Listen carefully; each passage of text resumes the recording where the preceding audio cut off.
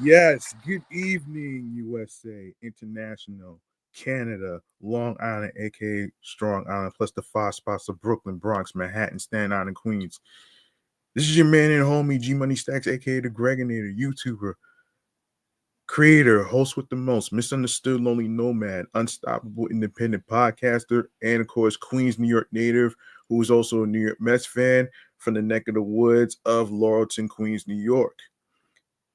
And now rocking with me, listening, streaming, and watching the 362nd episode of Off the Meat Rack Chainz New York Avenue podcast, live and direct from StreamYard and YouTube. If you like any of the topics and in any of the podcast videos, be sure to grab that subscribe button on the YouTube channel page. And if you missed out on any episodes, don't worry. Everything's all on the YouTube channel page and of course streaming platforms wherever you listen to podcasts.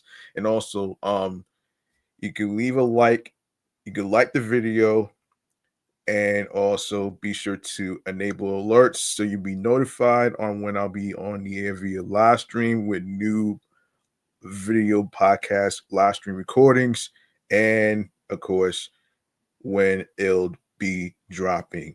So it's Mondays, Wednesdays, and Fridays of new episodes dropping on every streaming platform. All right.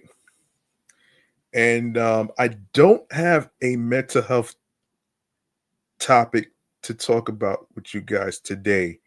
Um, so, and I know with Thanksgiving around the corner and all that great stuff, we got some topics to get to. I will be I will be mentioning something Sonic the Hedgehog 3 related in the movie Man Cave segment, and of course a couple of things. So stick around for that one right there. And of course in the next episode, hopefully I'll try to record on Saturday. I'm gonna see if I can actually, with Thanksgiving around the corner, I want to see if I could actually look for some tips. So you folks out there don't go into debt when it comes to Thanksgiving and Black Friday and Cyber Monday and stuff. I mean, with Christmas next month looming, so you know what I'm saying. So yeah. And speaking of Christmas, man, why certain channels that I see on TV as I'm in my room, and they're already having Christmas movies being aired, and then now you have the same cartoon, Grandma got ran over by a reindeer, which I heard that shit so many times. Like, can we get something new here? Like, seriously, can we get something new here? Like, the only cartoon that I ever liked related to Christmas is the Charlie Brown one. All right. Yeah. Can we get some new ones, please? Because I don't want to watch grandma getting ran over by a reindeer times, man. Damn. Like, seriously. Come on, years already. Yo. Speaking of good ideas, man, what do you say we go into a little mass transit right here, man, in the New York mass transit files right here? Unfortunately, congestion pricing has returned. I'll fill you in on why in a sec.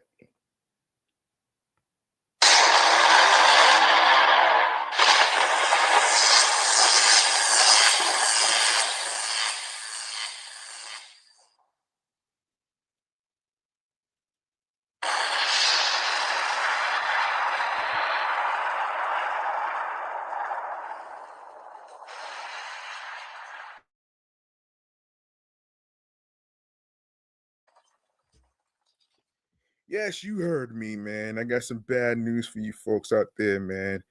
Um, you know, the thing with congestion pricing is been crazy, and I know a lot of people, including and shouts to Andy's randomness, man, who spoke out against congestion pricing and shit like that, though, man. he a real one, man. And you know what's funny? You know what's funny? I actually started following him because him and his had felt like, they are the forgotten areas as far as like long the middle of Long Island has been forgotten. He said that Queens and he said that Queens um Staten Island are the forgotten boroughs as well. Well, I don't know. I don't know, man, but I thought Staten Island was the only area that's like the forgotten borough. I'm not too I'm not sure about Queens, but you know what I'm saying? But let's get into this bullshit of the return of congestion pricing, shall we? Oof. Everybody's heated up already, man. And I know a lot of times there's a bunch of yes people. So, and this is according to the folks from AMNY, one of the main websites that actually look for topics in. Um, so yeah. All right. So here's what's happening here, man. And unfortunately, it's a little bit of breaking transit news and stuff. So this is just it's just unfucking believable and how much of a fucking joke it is with congestion pricing and and how I'm gonna get into deep with the whole thing with the idiots like Jen Oliver and all the other people in a sec. So all right, so here's what's happening. The MTA board on Monday approved the new reduced congestion pricing program, setting up the hotly anticipated start of tolling for cars and trucks driving into Manhattan below 60th Street in the new year.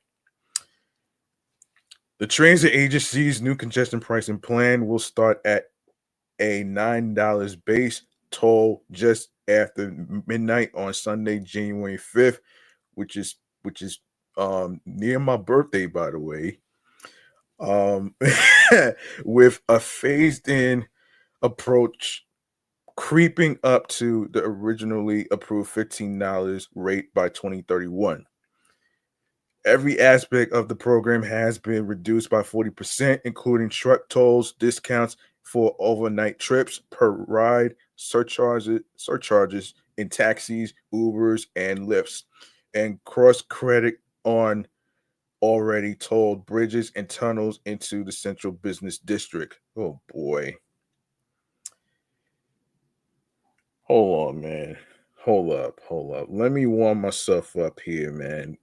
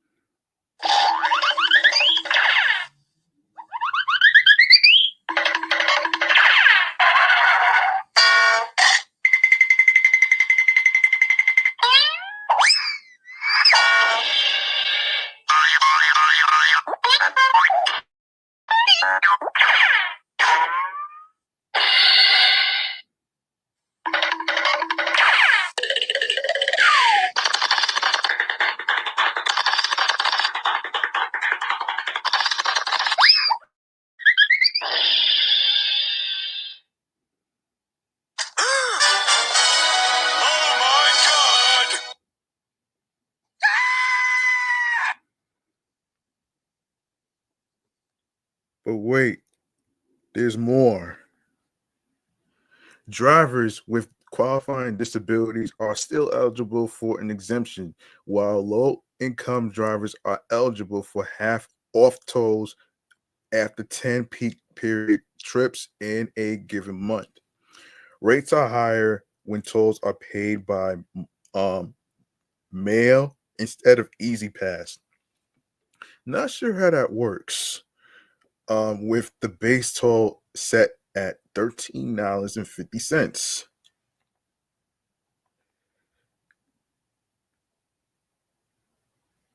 Hmm.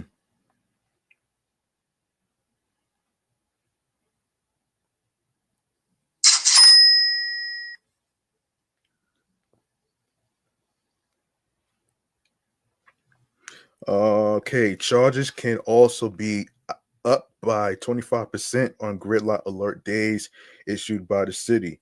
The board voted 12 to 1 to restart the process. Only Nassau County Rep. David Mack dissented. The toll is expected to reduce car traffic in Manhattan's central business district by 13%, down from the 17% forecasted at the $15 level, but still beyond the the 10% set out in the environmental review. End quote. You can't fit any more cars on the streets. We have limited amount of room in the central business district, said MTA chair and CEO General Lieber. There's choices. Do we choose to prioritize cars, which happen to be not evil, but they are large vehicles mostly occupied by a single person and clog our streets? Or do we choose to prioritize buses, which of people in a single vehicle, and people can now that's faster than walking. Um, and even with a even if excuse me, with even with a 40% reduction in annual revenue, officials still expect to be able to use it to underwrite 15 billion dollars in debt from the bond market, funding a laundry list of capital improvements like elevators and other accessibility projects at subway stations, modernizing near excuse me century old subway signals that frequently break, introducing a new generation of rail cars, and constructing the Second Avenue subway extension to East Harlem. Shit. Where the hell you gonna get 15? Where the hell you gonna get $15? No, excuse me. Where are you gonna get fucking $15 billion from? Like seriously. Like it goes back to what Andy was saying though, man, how they fucking mismanage their money. They make terrible decisions.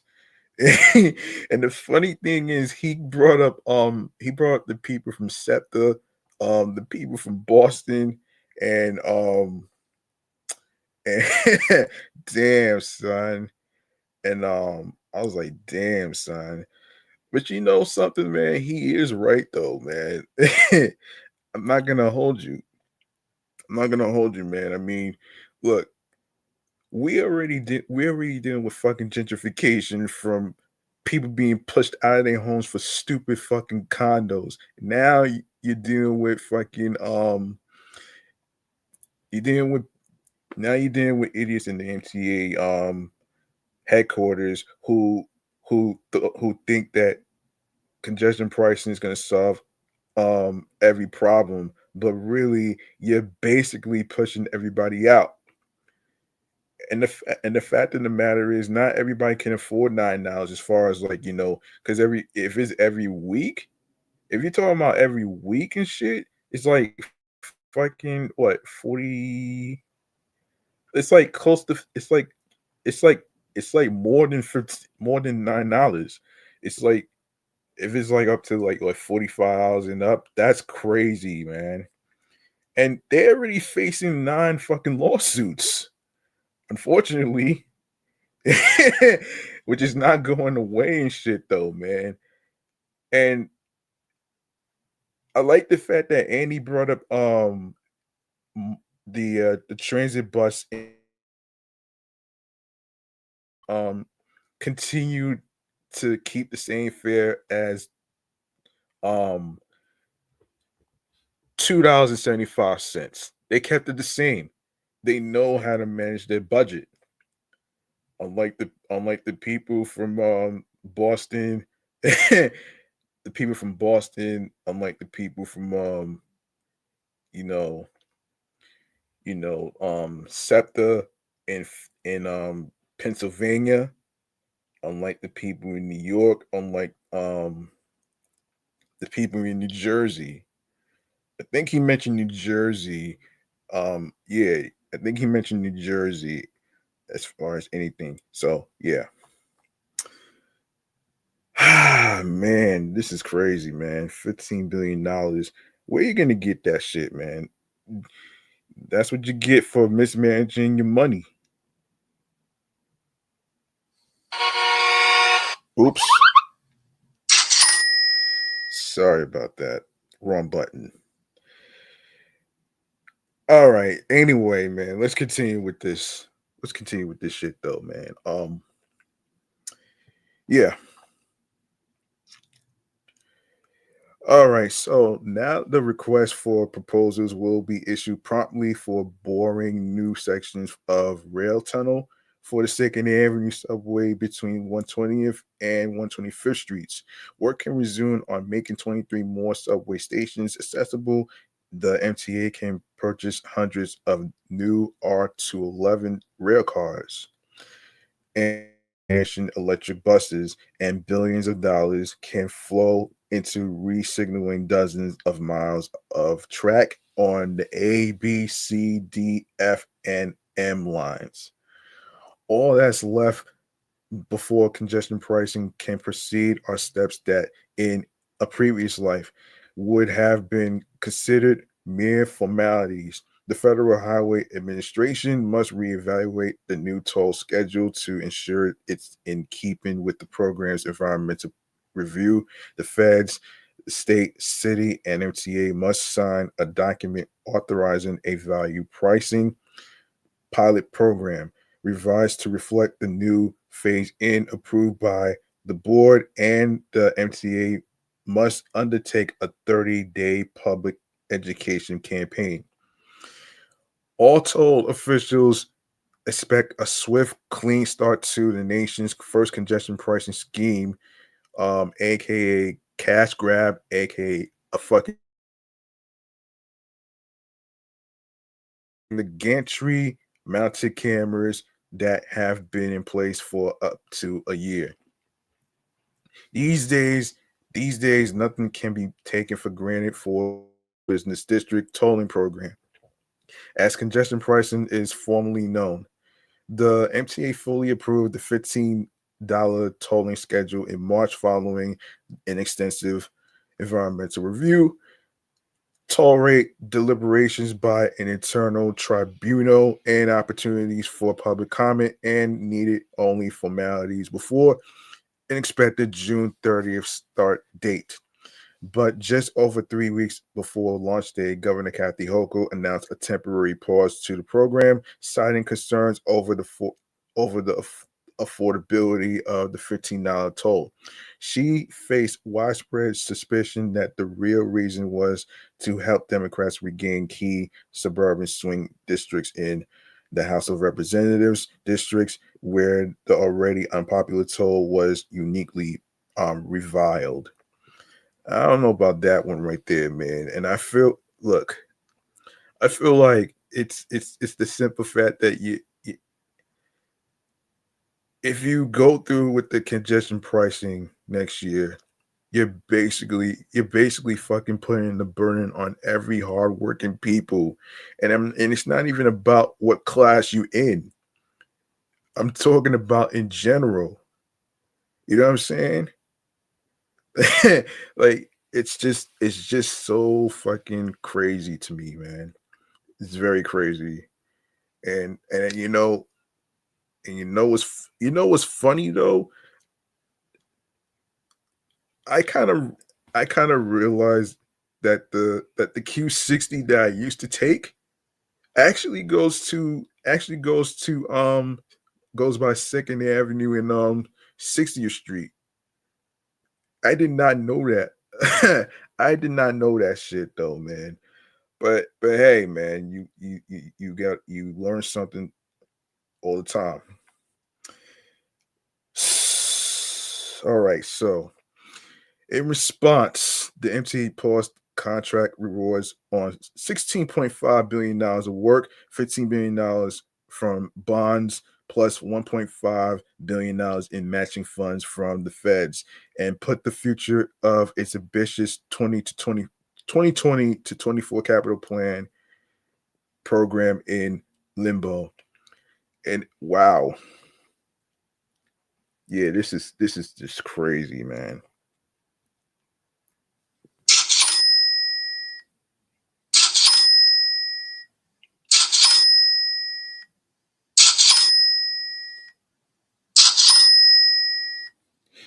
You know, I hear from people who say they're gonna move out. They're gonna move out of New York because they can't afford to live here, or whatever case scenario may be. Yeah, you feel for them, but at the same time, other states is expensive too. Like California. California is mad expensive as well. And compared to New Jersey or any other state, any state that you go to is going to be expensive. Doesn't matter how fucking cheap it is. You know what I'm saying? Like that's not I don't know. That's not gonna solve every problem, man. All right, so in the interim, the pause was the subject of two separate lawsuits in state court seeking to overturn it, which remained pending last week. Hochul's lawyers submitted motions to the court to again delay a formal response to the suits, citing the revived plan. During the pause, some transit advocates had urged the MTA board to attempt to outmaneuver Hochul and institute the tolls anyway, and many expected Lieber to resign. End quote. It's been quite a ride, says Sammy Chu, a board member nominated by the governor who voted in favor. There were lots of calls for rash decisions, hysteria. Throughout it all, this board, the staff especially, remained calm, kept their eyes on the prize, remained deliberate, and here we are, getting it done. But after Democrats regained three suburban House seats this month, still not enough for a national Democratic majority. Hochul announced last week New York will be moving forward with the toll after all at a 40% discounted rate. Barring another sudden change of heart from Albany, the formalities are expected to be as such, and the tolls will begin on January 5th, the day after my birthday. I think sticking with things can pay off. Lieber told reporters of what he's learned during the pause. I think that's what the MCA has done. But looming over the program is the coming second presidency of cheese face 47, aka Donald Trump, who on the campaign trail promised to terminate the tolls in his first week in office.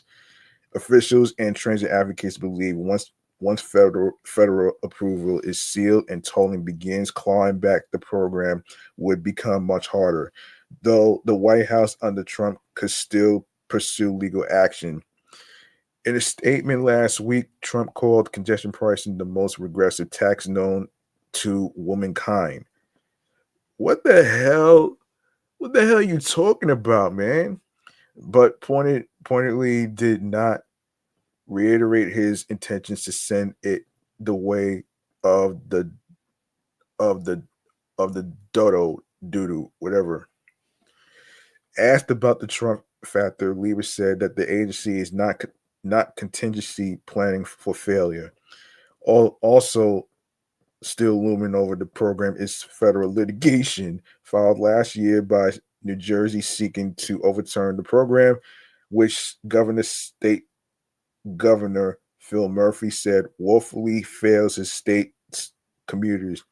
Numerous other lawsuits were mostly dismissed in the Southern District of New York earlier this year, though the New Jersey case remains active in federal court. Yeah, look, yeah, I don't think it's fair for a lot of hardworking people, especially those with businesses and restaurants, especially in Manhattan and other streets and other avenues and stuff to be punished for the MTA's mismanagement of, and that goes to the fare hikes. You know what I'm saying? I remember the time I was working at Big Lots, one of the customers wanted me to work for the MTA. And I said, the hell, I am not working for the MTA. They fucking raise the fares, and now you want to fucking add we actually push people out of New York. I, I can't work for an organization that's so corrupt. If you were to ask me years ago, Wall Street's worse too. You know what I'm saying? So yeah, there you go, right there, man. All right. So most recently, there's been a train disruption regarding Amtrak. So Amtrak service was suspended Tuesday afternoon between Penn Station and New Haven Tuesday afternoon after a fire in the Bronx. The railroad said that the fire resulted in a loss of power to trains, forcing a suspension of service between New York and New Haven. Those trains that were already on the rails are being moved at low speed using diesel engines, Amtrak said. Amtrak could not immediately give an estimate as when service would be restored. Okay. FDNY confirmed that the fire in question was set off by a transformer explosion at 1601 Bronxdale Avenue near Park Chester at about 2:15 p.m. The fire, which started in an electrical substation near the train tracks, was reported under control at 5:49 p.m. November the 12th. No injuries were reported. Damn, son. Damn. Damn. You gotta feel for the train commuters, man, that's going through this mess. You really have to feel for them. Believe me, that's that's fucking insane in the membrane right here, folks.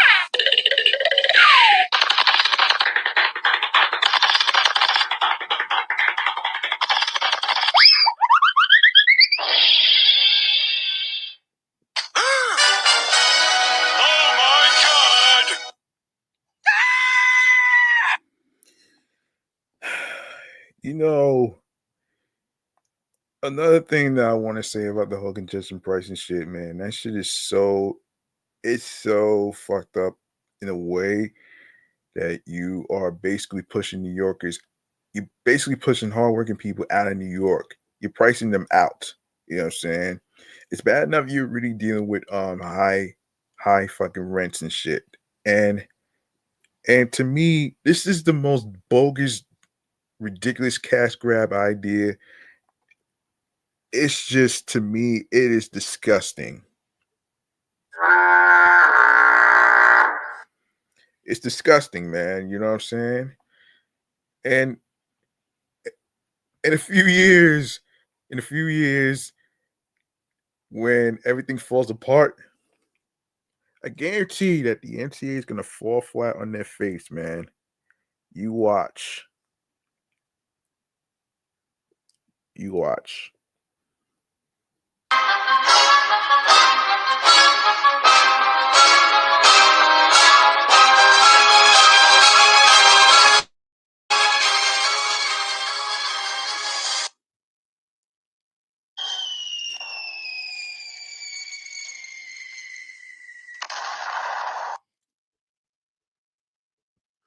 Yeah, that part too, man. I had to do this, man. I really had to do this though, man. Just to express how I feel about this whole congestion pricing shit, man. I'm not the only one that's against it. There's plenty of people that's actually against this shit though, man.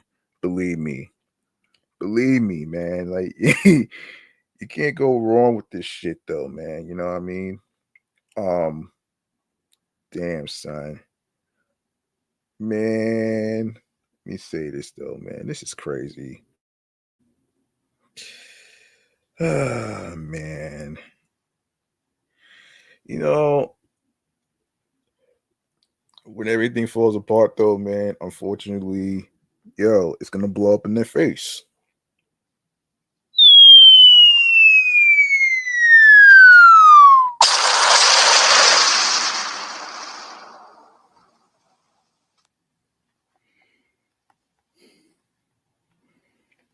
That part.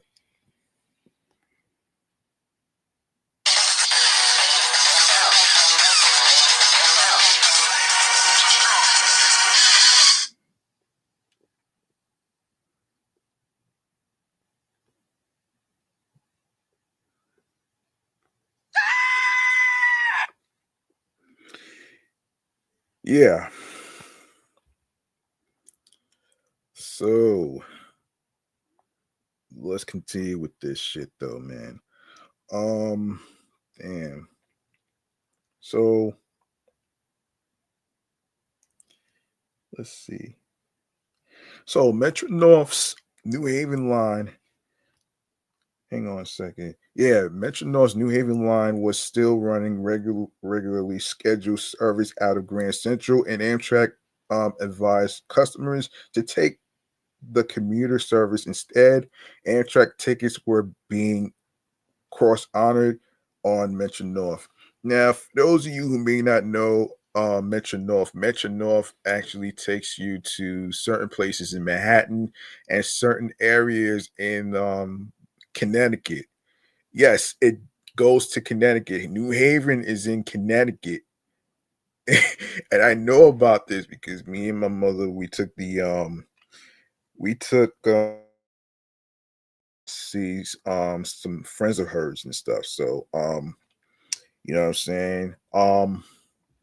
So yeah. So yeah, there you go right there. Um let me see what else to talk about here. Yes. What else to talk about here, man? Oh wait. This is crazy, man. And I didn't even think about this shit. Hold up. Uh oh, obviously, I'm pretty sure y'all probably heard about this already. Um, trees and branches that tumbled onto the subway track have delayed nearly 800 trains this year. MTA data shows far more than in all of 2023, according to the city. Um, the impact has been felt most sharply along the Brighton line, the stretch of open air tracks south of Prospect Park, where B and Q trains run beneath tree covered Brooklyn backyards. According to MTA statistics, 415 trains on the Brighton line were delayed through July 18th of this year because of fallen trees and branches, with that total easily exceeding any of the totals for the previous 3 full years. Put another way, the line has had 139% more tree related delays in the first 7 months of 2024 than it did in the previous 12 months. While the 766 system wide delays tied to trees so far this year reflect just a sliver of the more than 169,000 subway delays overall. Riders and homeowners who live next to the open trench tracks said their recent frequency reflects how vulnerable outdoor portions of the transit system are to tree rattling, wind, and storms. That the MTA needs to think about how increasingly powerful storms can affect the infrastructure, said Jeremy Wilcox, whose June 27 commute on the Q was upended after a tree fell onto the tracks near the Beverly Road station in Ditmas Park, disrupting B and Q service for several hours. If you've got a tree branch that hangs over the tracks, you might want to be a citizen and proactively cut off that branch. Yeah. So tree fall delays climbed just halfway through the year. The New York City subways have seen more than twice as many delays caused by down trees and branches than in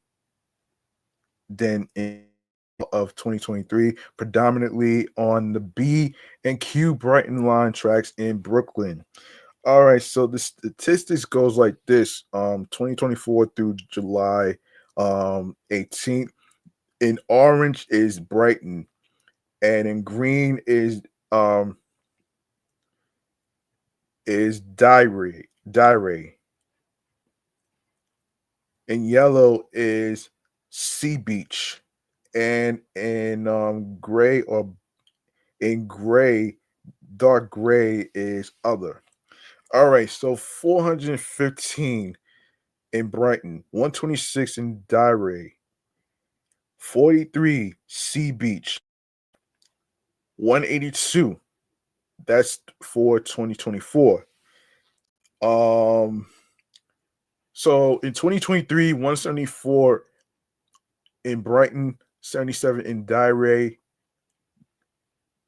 128 Sea Beach, and 37 other. 2022, 162 in Brighton, 223 in Dire,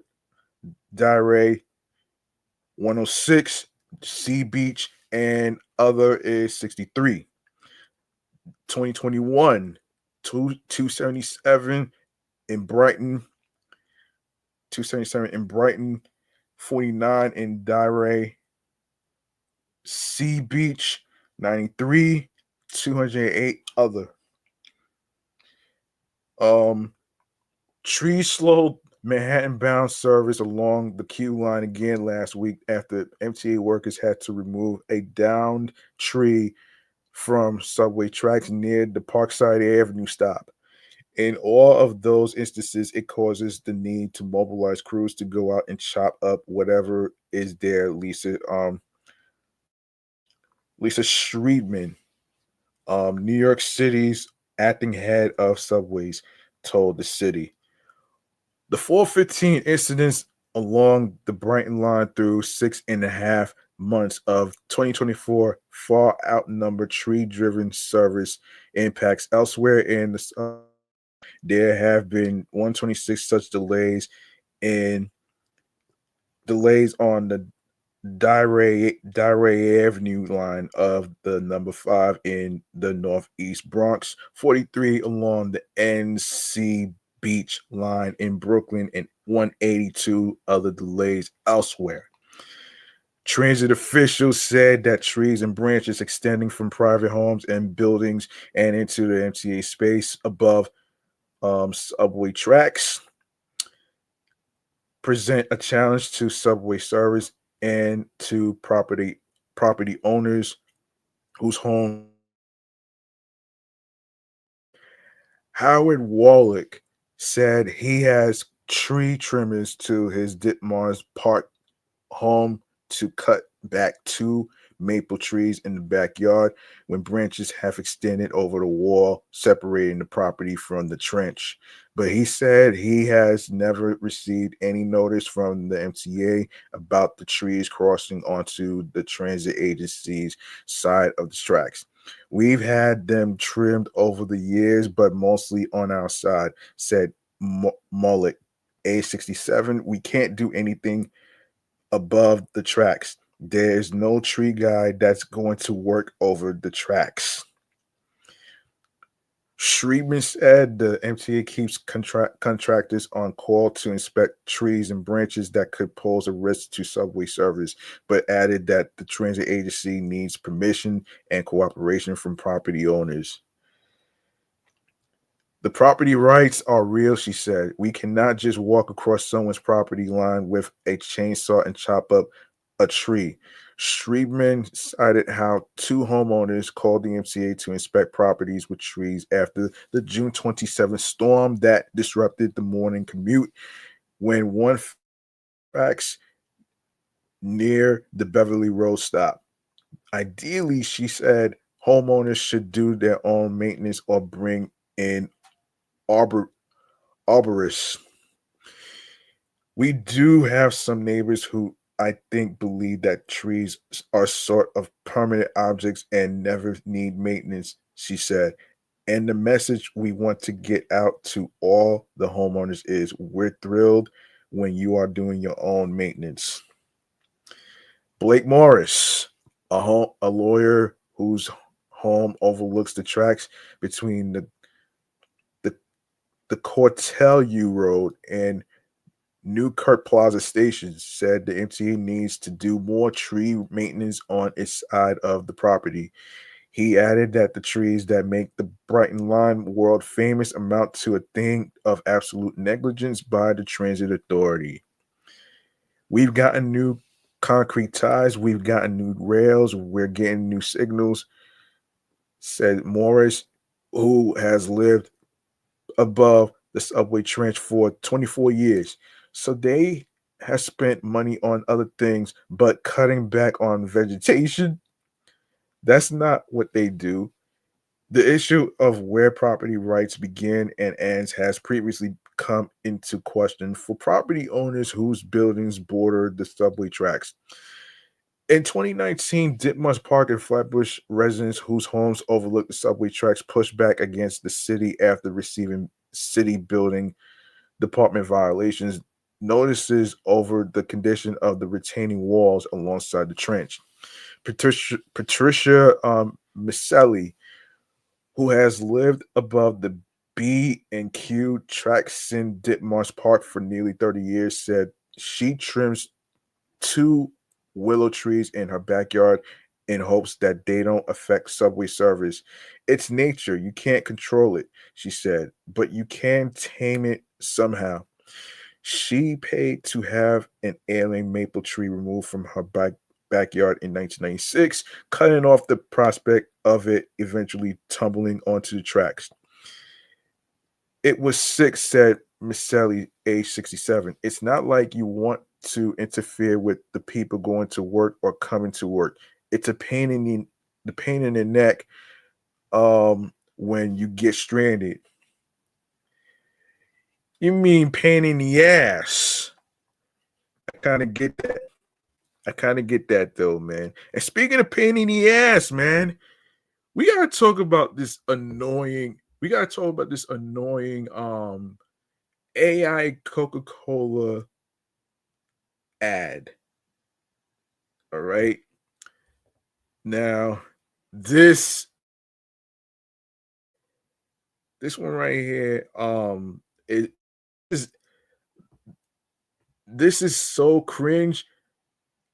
You gotta hear this though, man. You really have to hear this shit though, man. And this is in the segment right here, chatting all the jazz. All right, let's do this. We're gonna do this right here. So this is crazy, man. This AI shit is really gone way too far, man. Way too far, man. You know what I'm saying? Man.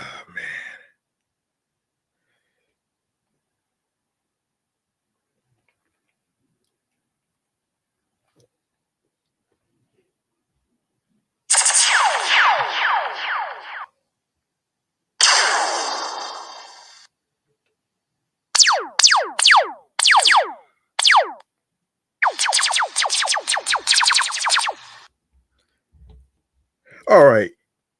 You folks at home remember the the Christmas Coca-Cola commercial that came out in the 1990s that was basically original. But right here, this one right here is very, very cringe. And this is according to the folks from Yahoo, man. So what's going on is that Coca-Cola is facing controversy after after recreating its iconic 1995 "Holidays Are Coming" campaign by using artificial intelligence. The company is not the first to receive criticism for using artificial intelligence, which is what AI stands for, to promote its products. NBC's business correspondent Brian Chuang reports for Wow. This is crazy, man. I'm sorry, but this is so crazy and cringe. Very cringe. This is very cringe right here, man. Very cringe. So this is very cringe, man. So Coca-Cola's annual holiday commercial has dropped, but many consumers and artists aren't thrilled with its artificial intelligence production. Coca-Cola launched its holiday commercial, "The Holiday Magic is Coming," on Monday. The 30-second video is a tribute to the company's 1995 holiday commercial, "Holidays Are Coming." Both commercials feature Coca-Cola trucks decked out in holiday lights, brightening up the world around them. While human actors light up in excitement in the 95 commercial, AI generated polar bears snuggle up in an igloo in the latest rendition.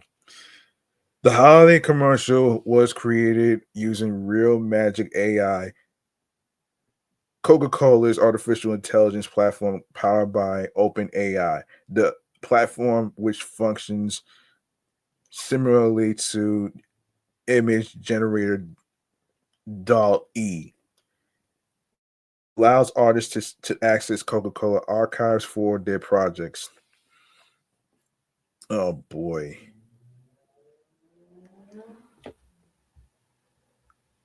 This is crazy, man. This is so crazy, man. I have some thoughts that I want to say, but let me continue with this though. This is crazy.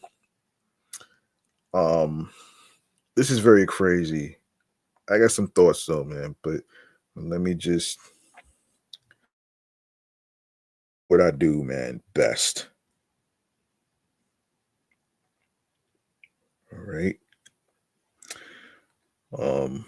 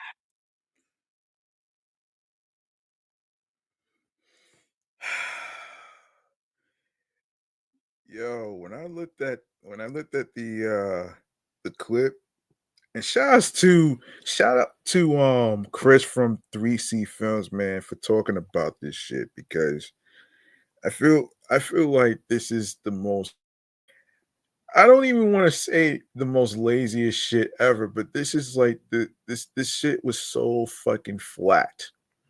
And the way the people in the commercial usually smile, it doesn't feel authentic to me. It doesn't feel authentic at all. It's like you're taking a it's like you're taking away the soul creativity of you know artists. You know what I'm saying? And that's why a lot of people are against this whole artificial intelligence shit, other stuff.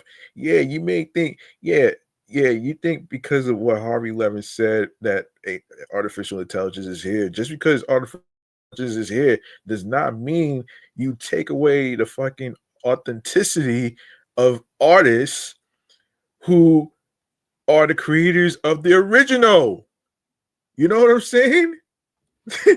like, like I have to say, this is the most disgusting video commercial of the Coca-Cola commercial for Christmas that I ever seen. This shit is so fucking cringe.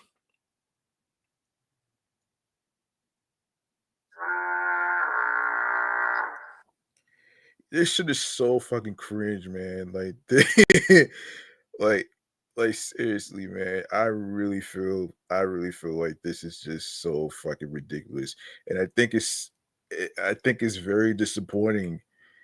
It's very disappointing that you're basically taking away the souls of the people who originally created this stuff. You know what I'm saying? Like, I don't want listen, man. Like, dear, and you know what's funny? I actually told a cousin of mine from Rosedale, Queens about this and stuff like that, man. Listen, man, there's no fucking way. There's no fucking way that you're gonna have like flying cars. You know what I mean? Like, that's never going to happen. And last time I checked, people feel like these flying cars are not safe. They're not safe at all, man. Like, this is so fucking crazy to me, man. Like, yo, man. I just feel like they fell flat on their face on this one, man. They really did fell flat on their face. They really did. They really fell flat on their face, though, man. They did.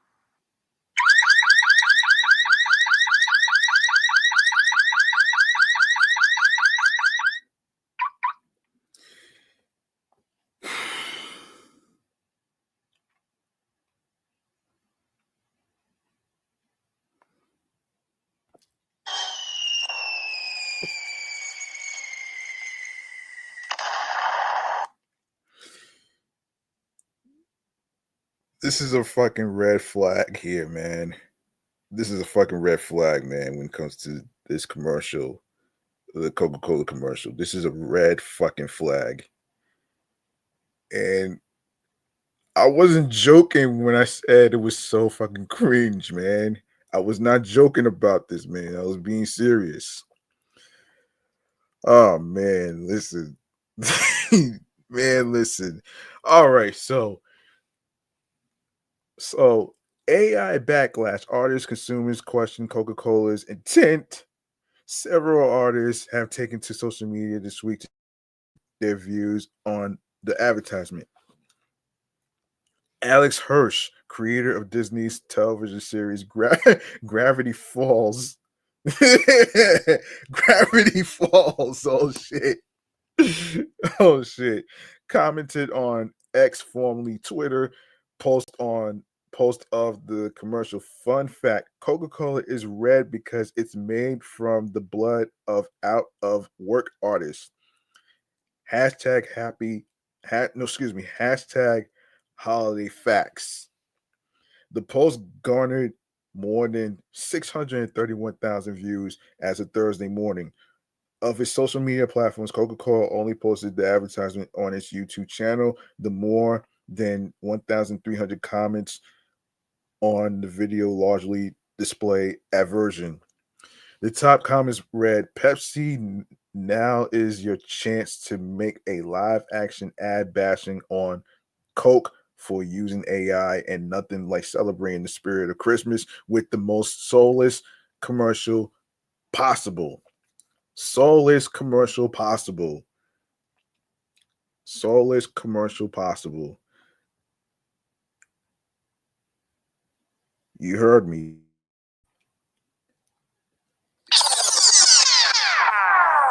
Soulless commercial possible. Very disappointing. You know what I mean? That's very disappointing. In response to the advertisement, Shelley Palmer, a professor of advanced media in residence at Syracuse University, wrote in a blog post on Thursday that it truly sucks. He compared the video to the 2004 film The Polar Express on bad acid.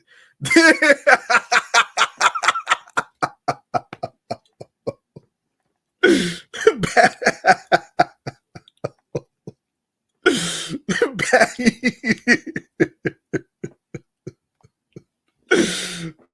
I said, "Oh wow!" On the Polar Express. Wow, wow, wow. That's funny, man. That's funny right there, and that's just that's funny.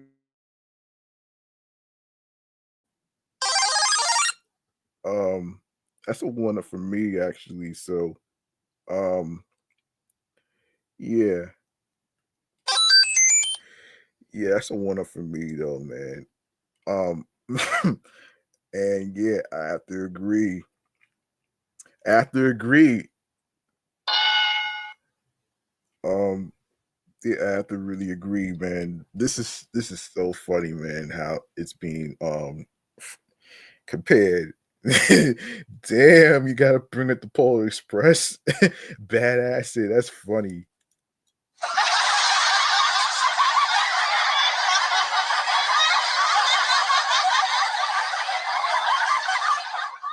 Yo.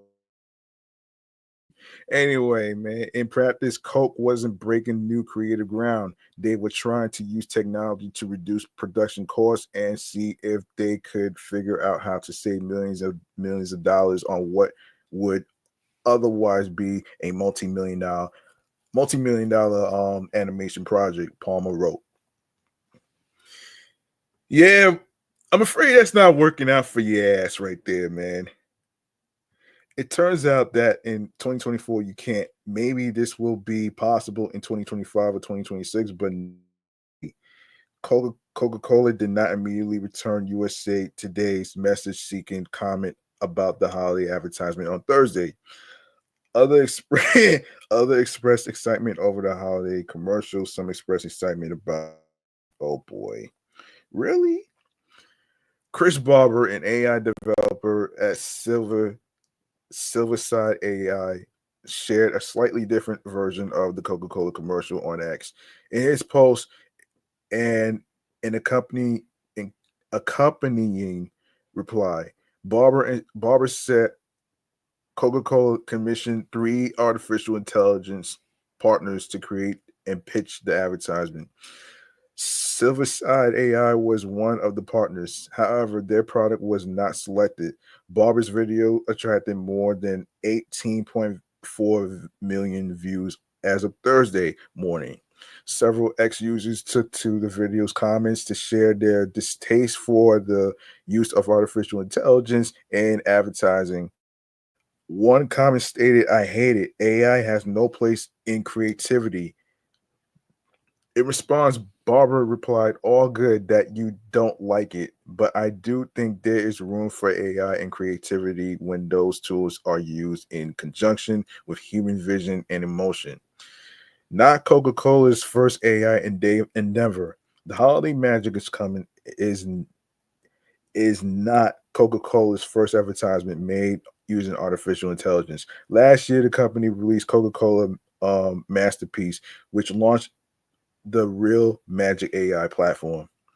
The nearly 2 minute video features a Coca Cola bottle flying through an art gallery, falling into famous artworks, including Vincent van Gogh's bedroom in Aries and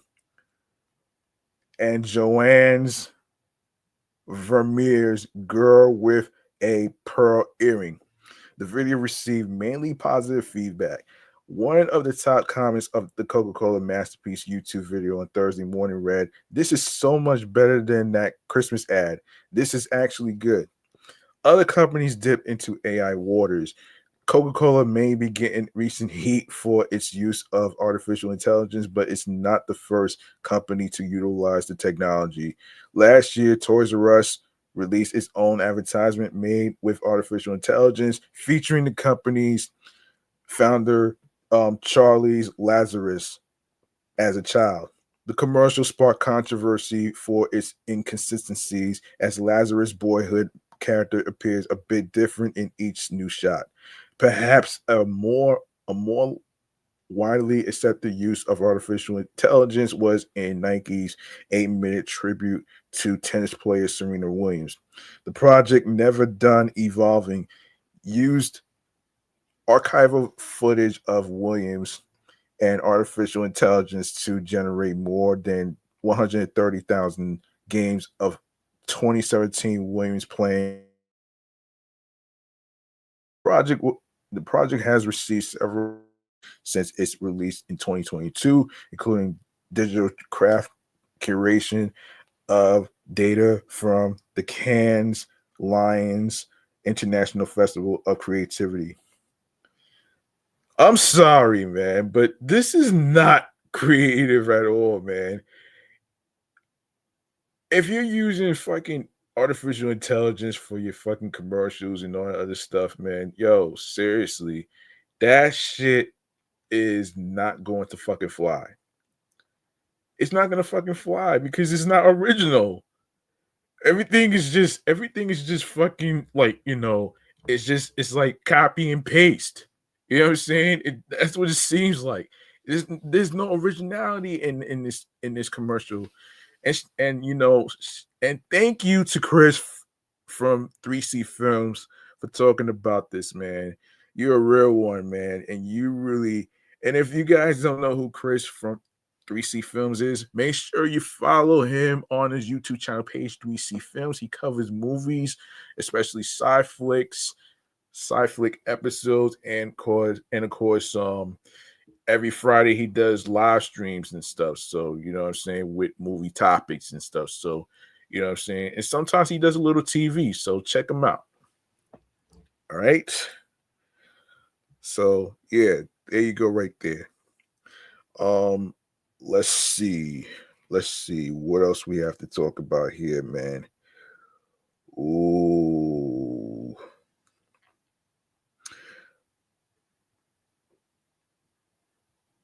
All right. Let me see what else. What we need to talk about here is um Yeah, let's talk about Andre 3000, man. All right. And and according to Stereo Gum, here's what's going on here. The Drake Kendrick Lamar feud was this year's biggest rap event thus far. It was a cause for a whole lot of excitement among many fans. Speak for yourself, man. But certain rap elders have expressed their disapproval of the whole spectacle. Quest, for instance, posted that rest it was wrestling match level mudslinging and that hip hop is truly dead. You know, that's what Nas said in his album and song. But I'm like in my head, like, how can hip hop be dead if hip hop is art? Just like graffiti. You know what I'm saying? There's no way you can kill art. You can't kill art. You know what I'm saying? Um, yeah, yeah. Let's see. So all-time rap great Andre 3000 doesn't go as far as Questlove, but he didn't like it either. Right now, Andre is Andre is touring behind his instrumental flute album New Blue Sun, and he's the subject of a new crack cover story. In the interview, Andre says how he felt about the Drake Kendrick battle. In quote, I got a little sad at a certain point in early rap battles, you had kids in the park rapping against each other, but it's not just people rapping now. You got people with 100 employees.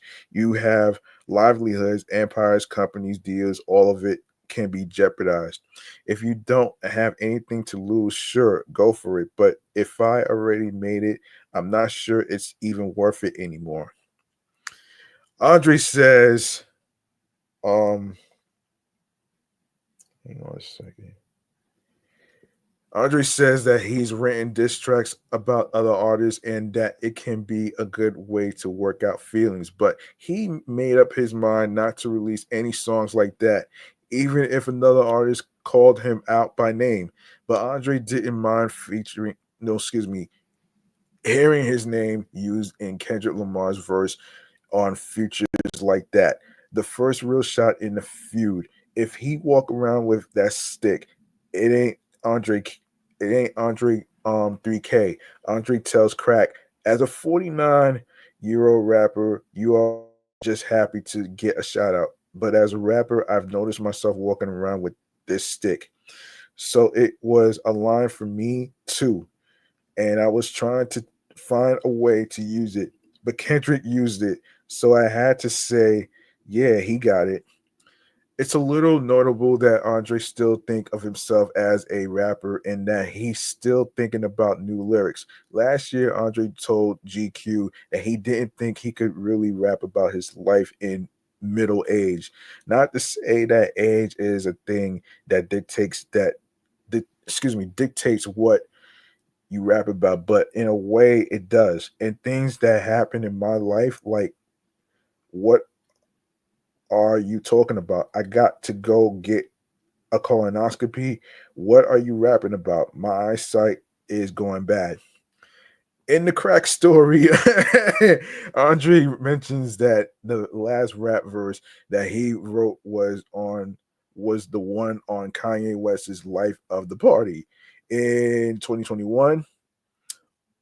In 2021, yeah. So he appeared on Killer Mike's Grammy Women Scientists and Engineers last year, but he tells Crack that he recorded that verse several years ago. Now, Andre says that those comments are particular to him, that they don't necessarily apply to rappers with different styles. Some are the best braggadocious rappers in the world, and we love them for that. But it's so much easier to do that for the rest of your life. I don't necessarily rap like that. Our formulas are different. He doesn't know what it takes for me to do what I do. I don't know what it takes for him to say the same thing over and over again and still keep it creative. But I love him for doing that. Um, yeah. So there you go, right there, man. Yeah. Look. I've expressed this. I've expressed this though, man. You know what I'm saying? That this whole I expressed this in what is it? In episode 354 of this podcast. Um, you guys are more welcome to actually listen to 354 as I express how I felt about the whole stupid beef between Kendrick and Drake and the whole crazy idea of him of of Kendrick Lamar to be performing in Louisiana for Super Bowl 59 and how everybody, including Lil Wayne, Juvenile, Manny Fresh, and along with others, are upset about it. So, so y'all more welcome to actually check that episode out, and tell me what you think about it. Yeah, let me know in the comments in this episode what you thought about the topics that was being discussed in this episode right here. All right, so let's go to Vanna White. Yeah. There was I was saving this actually.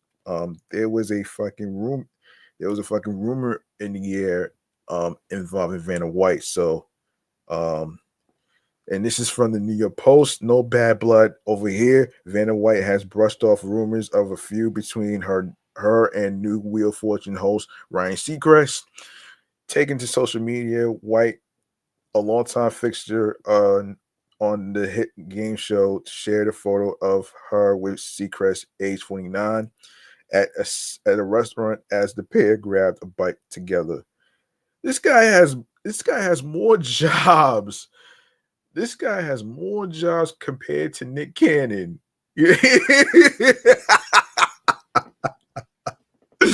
This guy has more jobs than Nick Cannon, man.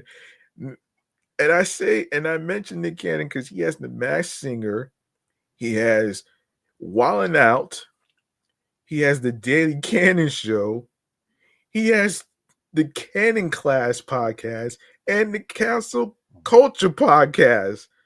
This guy has so many jobs, man. It's not even funny, man. Oh man, Ryan Seacrest, yeah, he's in the same boat as Cannon, which is crazy though, man. Oh man, that's crazy though, man. Yeah. All right, so let's let me try to get rid of this shit though. We gotta get rid of this.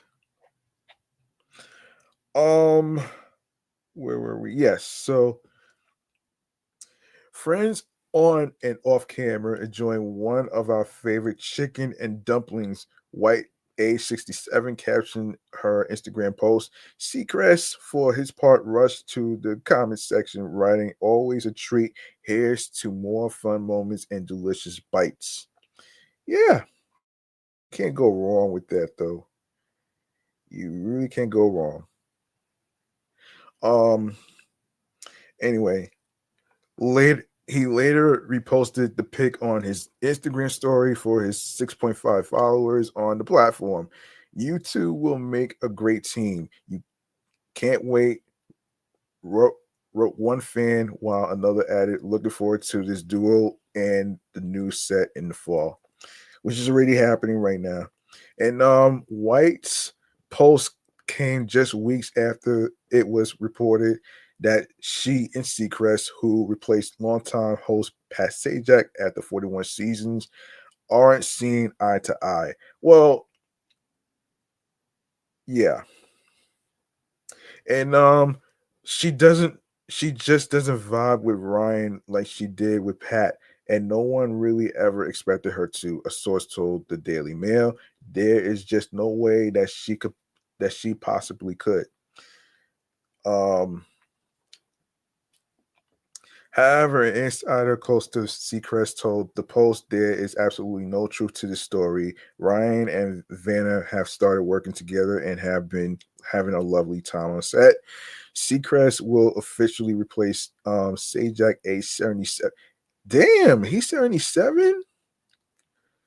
Damn.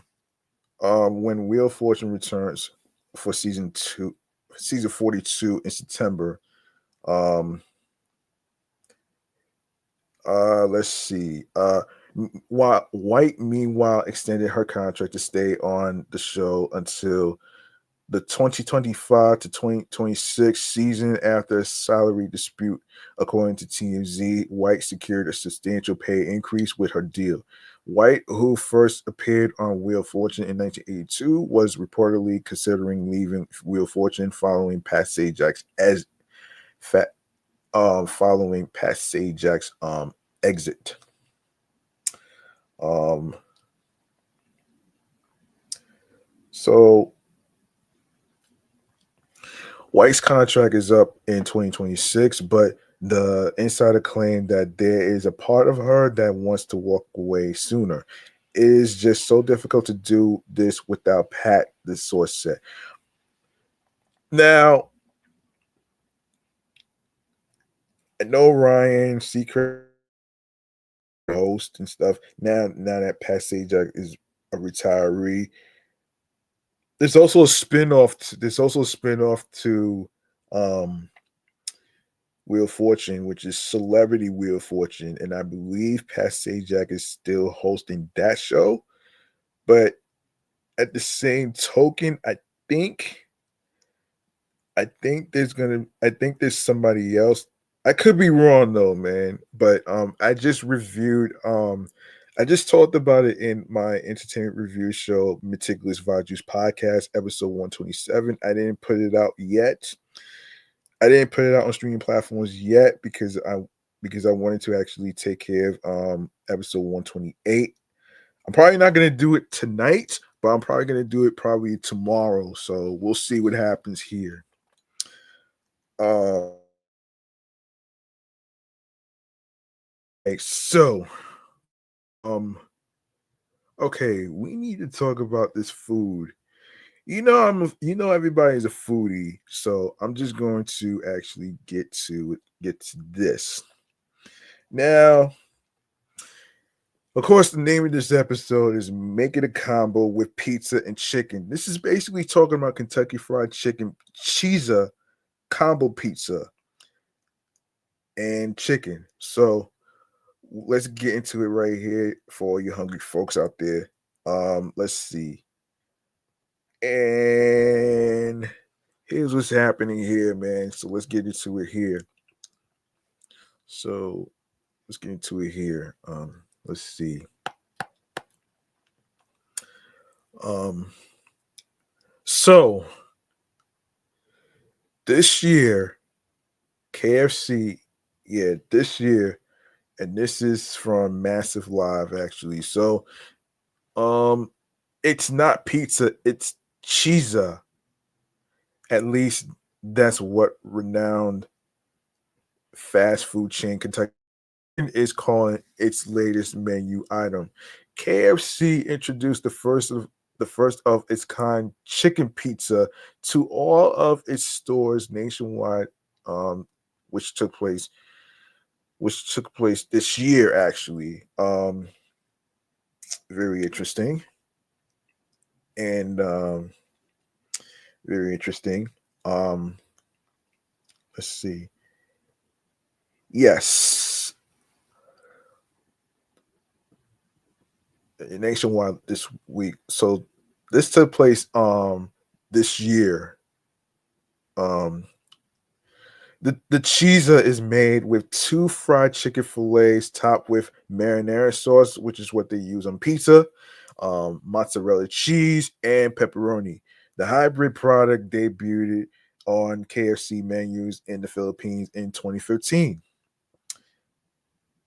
Since then, the chizza has been served in at least seven other countries before arriving in the United States. Fried chicken and Pizza collaborated to create something even better. The chizza, said Nick Chavez, chief marketing officer of KFC US. The fan favorite mashup is finally available in the US after making its way around the world. Chicken and pizza lovers can try the chizza on its own or with a combo meal, which includes the chizza, secret recipe fries, and a medium drink. The chizza is available for a limited time. I'm pretty sure y'all already tried it out already. So that sounds delicious though, man. You know what I'm saying?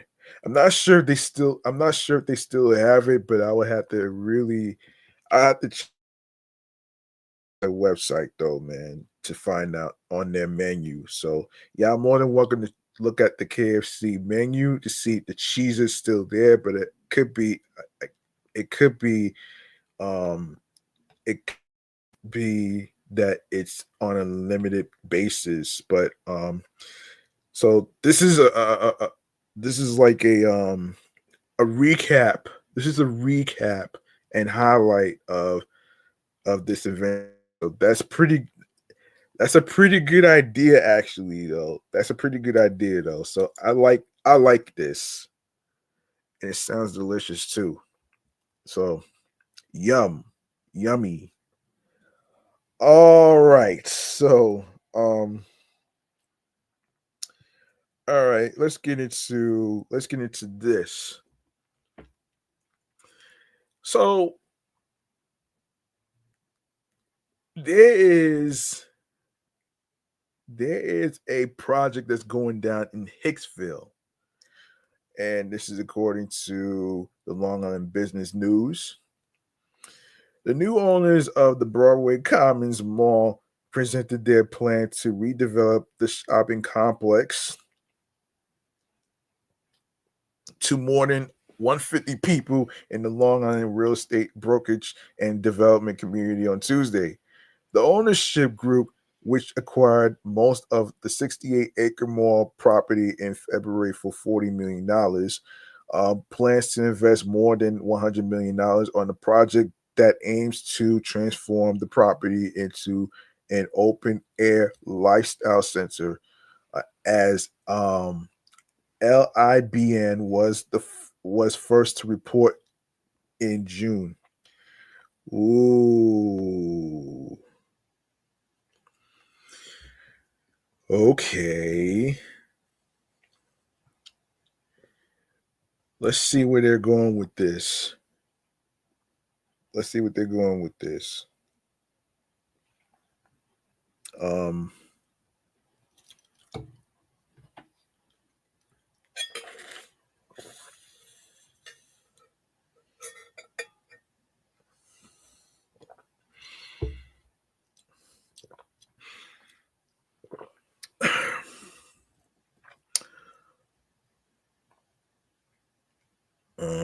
let me see.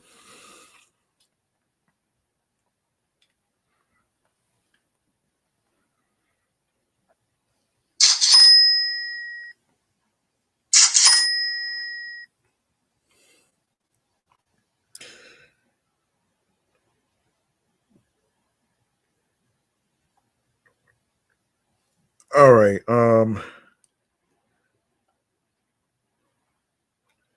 Come on. Okay. So,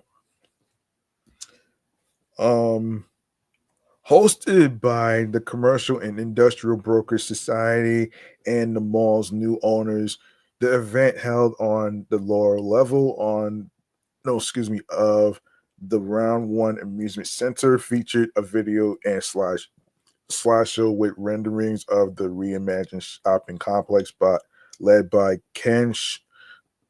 Shuckman, one of the property's ownership group principals. The plans include demolition of the long shuttered 300,000 square foot Macy's store consisting of 5 stories over a lower level, which is expected to happen in um, Q3, which is the third quarter of 2020.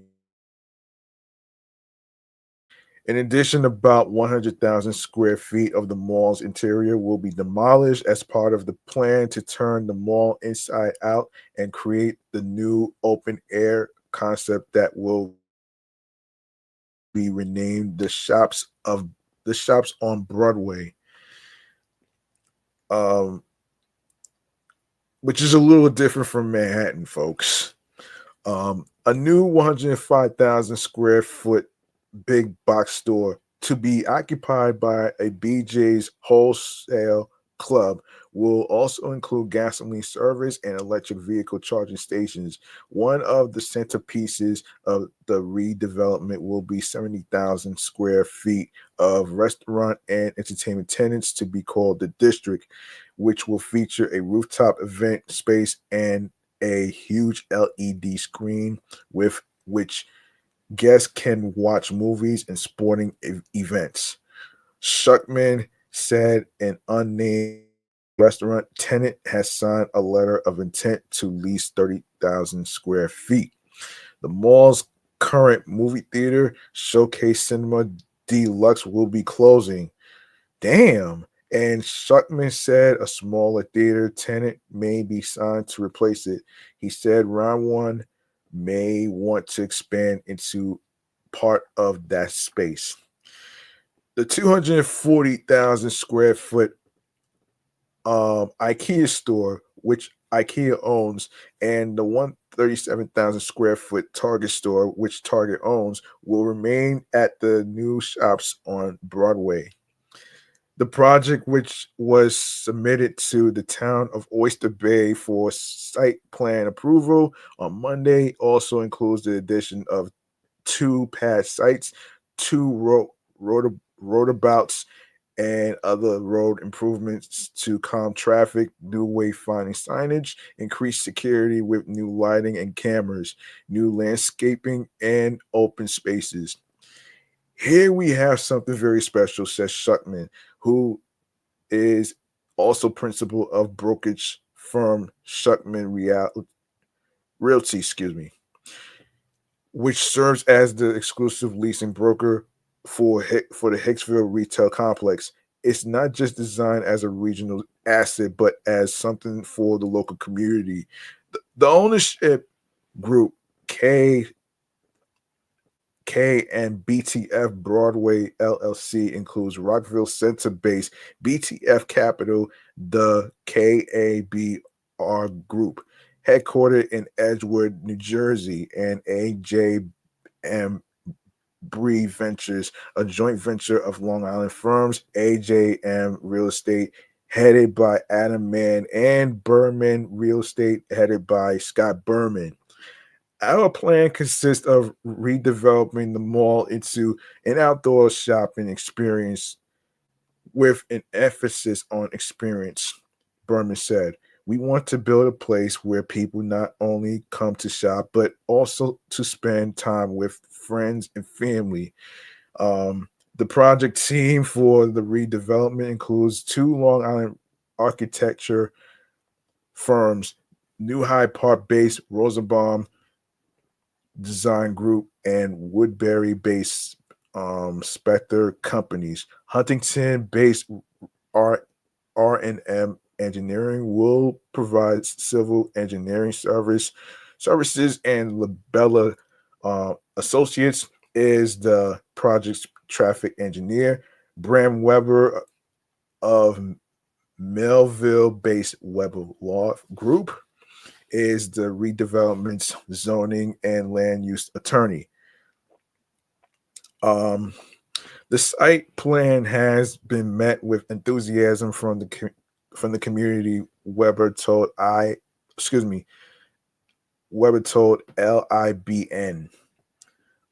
The vision for the redevelopment is going to deliver to the town and the community exactly what people are looking for in the property: retail, dining, and entertainment. We look forward to continuing to engage with the community and the town on this exciting proposal. First opened in 1956 as an open air retail center called Mid Island Shopping Plaza. The center was enclosed in 1968, renamed Broadway Mall in 1989, and completely redeveloped in 1995.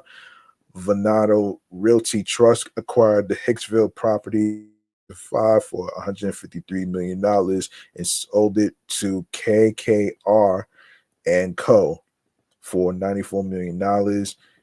In 2014, in 2017, the property was renamed Broadway Commons, and KKR sold 5 parcels for over $60 million, according to a source familiar with the transactions. Sheesh. Wow. Wow.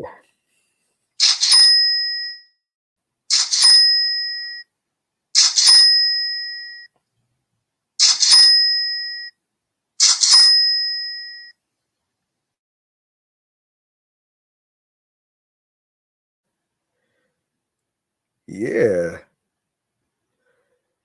KKR fully exited in 2018, and the mall was operated by Pacific before the local ownership group took it over earlier this year. The demailing of Broadway Commons is part of a national trend to design more walkable, consumer friendly shopping experiences. Here on Long Island, the former Huntington Square Mall in East Northport was turned inside out 17 years ago, and the former Sun Vet Mall in Holbrook is currently being redeveloped into an open air shopping center. The Sunrise Mall in Massapequa is also facing an upcoming redevelopment project. Tuesday's project presentation received kudos from the Long Island brokerage community. It's an interesting project, said broker Steve Gilman of the Shopping Center Group, a 25-year veteran of the New York area retail real estate industry. They have great vision, and it certainly will be a welcome addition to the Long Island retail landscape. If all goes according to plan, the redevelopment is slated to be completed for the 2027 holiday shopping season. Well, remains to be seen and to be determined, so we'll see what happens in the future. All right. Now, I didn't get a chance to talk about this in the transit segment. This is pertaining to the MTA trying to dig a hole underneath Queens Cemetery. Um, so the MTA says it is considering digging a tunnel underneath a Queens cemetery to carry the proposed Interborough Express light rail line between Brooklyn and Queens. 9 months after AM New York Metro exposed the grave potential consequences of previous plans to run trams on the street. Woo, that's crazy. MTA construction chief Jamie Torres Springer told reporters Tuesday that the transit agency is now inclined to dig a tunnel underneath All Faith Cemetery in Middle Village. This would scuttle a previous plan to run trams on neighborhood streets specifically to avoid a potentially expensive tunneling project that could disturb grave sites.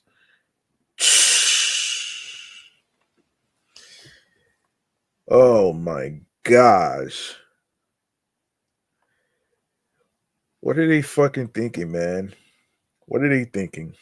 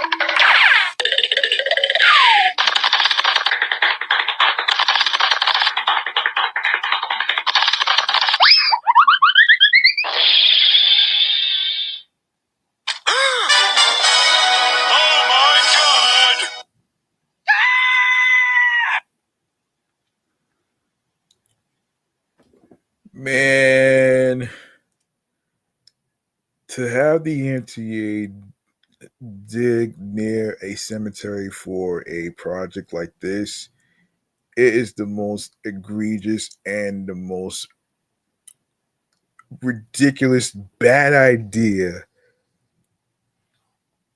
and the most disgusting idea that I ever heard.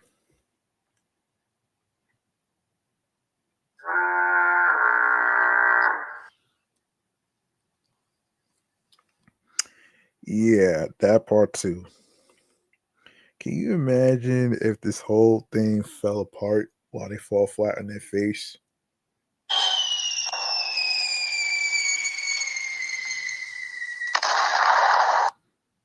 Yeah, that part too, man. This is so fucking ridiculous, man. Ah, oh my gosh. Oh my fucking gosh, man. This is so fucked up in a way. Anyway, um, anyway, this is so fucking ridiculous, man. All right, man. So by going under the cemetery, the 14-mile light rail line would be um, s- situated entirely in a dedicated right of way. The Bay Ridge branch, which is currently only used by a single round trip freight train per day, by eliminating a contentious section where trams would share a right of way with vehicular traffic and by extension compete for road space. The 40-minute trip between Bay Ridge and Jackson Heights could be cut by at least 5 minutes into the 30-minute range, said MTA chair and CEO Jana Lieber. Oh boy. Certainly, no, excuse me. A trip Currently, a trip from Bay Ridge to Jackson Heights takes more than an hour by way of Manhattan. Oh boy. It's a huge deal, Torres Springer said at the press conference in Jackson Heights. It means we can operate so much more efficiently throughout the whole thing. We can run more trains. It means more passengers. It means order durations for the whole trip. All of this is unlocked by this, and it's a great opportunity, and that's why we're pursuing it. Previously, the MTA argued that the street running proposal on Metropolitan Avenue and 69th Street was necessary because the existing tunnel under all FAPES fit 520 feet long and 30 feet wide was too skinny to accommodate tracks for both light rail and the existing freight operations, and the expansion could require digging under people's graves. These considerations were also key in the MTA's decision to pursue the IBX, the instead of a rail subway line. The only alternative to street running, officials said at the time, was a deep underground tunnel 1.5 miles long that could add up to $3 billion to the project tab. Shit. Shit. $3 billion for this shit? Really? Really?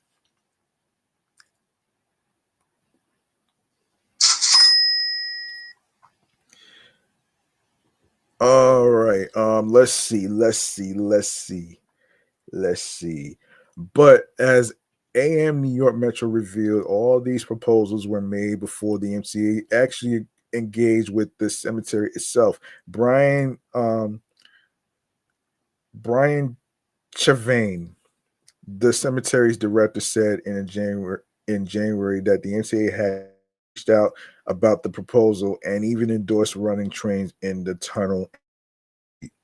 Now, though officials say they have spoken with cemetery leaders and have concluded that expanding the existing tunnels or building new adjacent ones is feasible in the engineering and financial sense. Cost estimates were not immediately available for the new tunneling scheme. Chavain did not immediately return an inquiry for comment.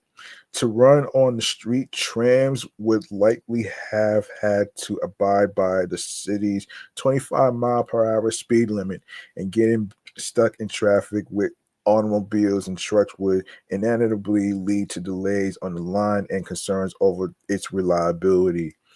That would have significantly hindered the transformative. A researcher at NYU's Institute of Urban Management, who has outlined the pitfalls for cost and reliability in reports for the Effective Transit Alliance. The Effective Transit Alliance has long advocated for tunneling under the cemetery, and we are glad the MTA made the right choice, Levy said. We're also glad the MTA is planning on an inexpensive shallow tunnel. City Council member Robert Holden, who represents the area at City Hall and had previously threatened to torpedo the IBX if it included street running in Middle Village, said the MTA's announcement was crucial to earning his thumbs up.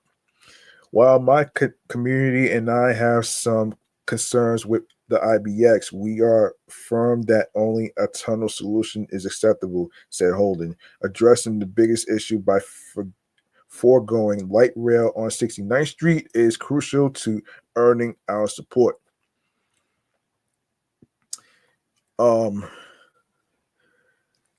news came as the MTA released a request for proposals to engineering firms looking to design the light rail line and shepherd it through the federal environmental review process. Lieber described the IBX as a transformative project for the people of Brooklyn and Queens, permanently easing mobility between boroughs and a transit system that has long prioritized getting people from the boroughs into Manhattan. We can get more transit out of the infrastructure we already have, said Lieber. We're taking an underutilized freight line, basically gets one freight train a day, and we're turning it into something that's transformative for so many New Yorkers. Besides the cemetery, the report also differed from the original plans by advancing plans to locate a station in East New York, north of Atlantic Avenue by the Broadway Junction Transit Hub, instead of the lesser use L stop south of the thoroughfare. Overall, the IBX would facilitate connections to 17 different subway lines, dozens of bus routes, and the Long Island Railroad. Governor Kathy Hochul has described the IBX as her baby project, and and the state has um, contributed more than $50 million to undertake the design and engineering work for the IBX, with the feds also chipping in $15 million. Nevertheless, the $5.5 billion project mega project's future is anything but guaranteed. About $2.75 billion of the price tag is included in the MTA's new $68 billion capital plan for 2025 to 29, but the MTA has only secured half of the funding for that plan, and Hochul has insinuated the plan may ultimately be shrunk in scope. With the ongoing pause on congestion pricing, which was to fund part of the current 2020 to 24 plan, the MTA is short about $48 billion for capital needs. Because most of the capital plan consists of urgently needed state of need repair work, maintaining or replacing deteriorating assets, and keeping the system in working order. Expansion projects like the IBX would likely be first on the chopping block. The first priority has to be the state of good repair, not letting the existing system continue to degrade or place the functionality of the system at risk. Lieber said there's no question that that means expansion, and it's not only the IBX, but but some other expansion projects that we did think were worthy of going forward as part of that $68 billion program we passed would be placed at risk by a shortfall in that. Nonetheless, Lieber maintained that he is very optimistic about how things are gonna go down come the legislative session. Jeez, man. All right. All right. Let's see. It is. Let's see. What else can we talk about here, man? All right. Hold on.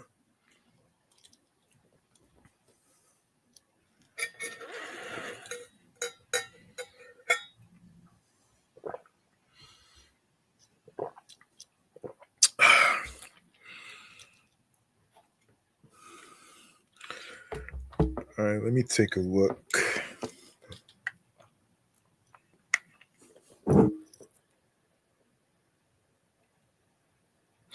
All right. Okay.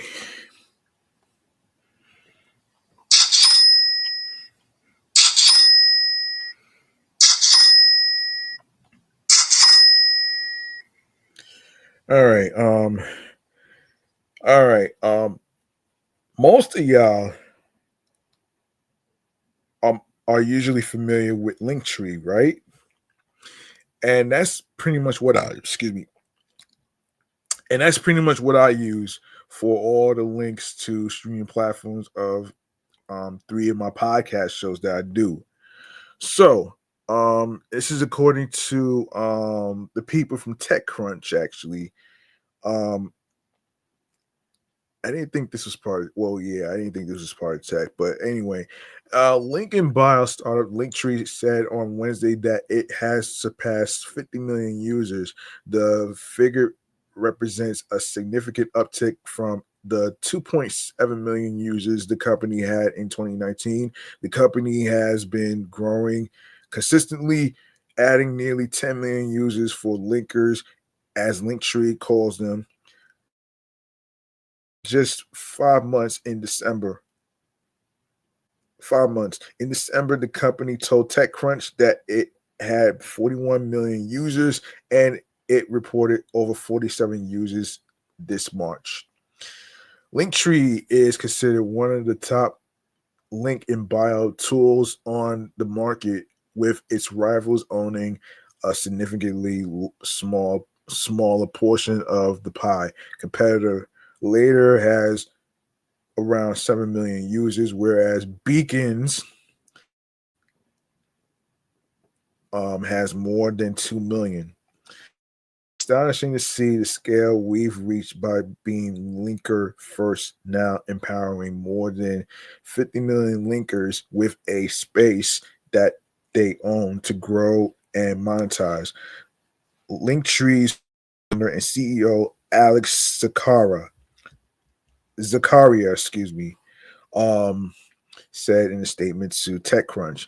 The company said it is also launching the beta of its social commerce offering. The new program, which was in alpha back in March, lets creators add storefronts to their link in bio pages to take a 12% to 15% rather commission on sales.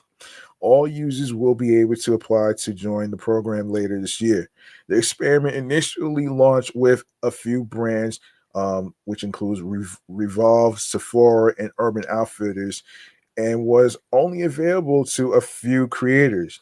Starting today, Linktree is opening up to more users and has added over 2,000 brands, including Adidas, Lululemon, New Balance, and Net A Porter. Creators access a huge product catalog featuring thousands of items that they can highlight on their storefronts. The company also added a new feature in tandem with the beta launch. Users can now upload user generated content to promote relevant content from their social media accounts alongside recommended products. Yeah, and Linktree social commerce offering could prove helpful to influencers as it gives them the means to effectively monetize their audience. The global market for social commerce is predicted to reach $1.2 trillion by 2025, according to Accenture. Wow. Trillion? That's a lot of money.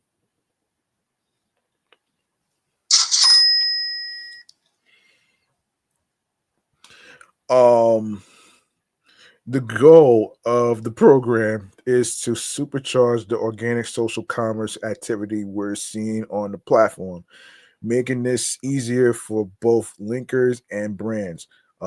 Laura Cohen, Linktree's vice president of brand development, told TechCrunch, "We estimate that linkers are driving upward of $6 billion in annual gross merchandise value via their link trees already."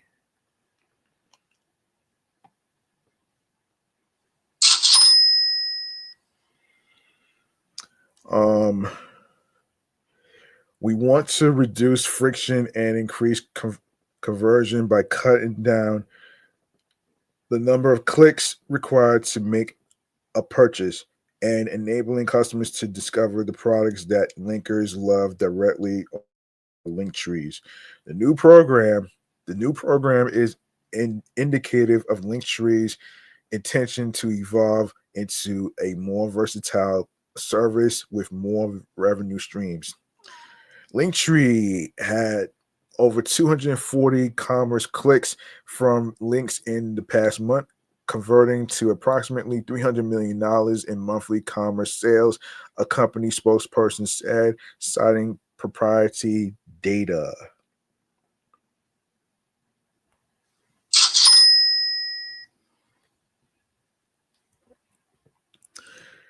Linktree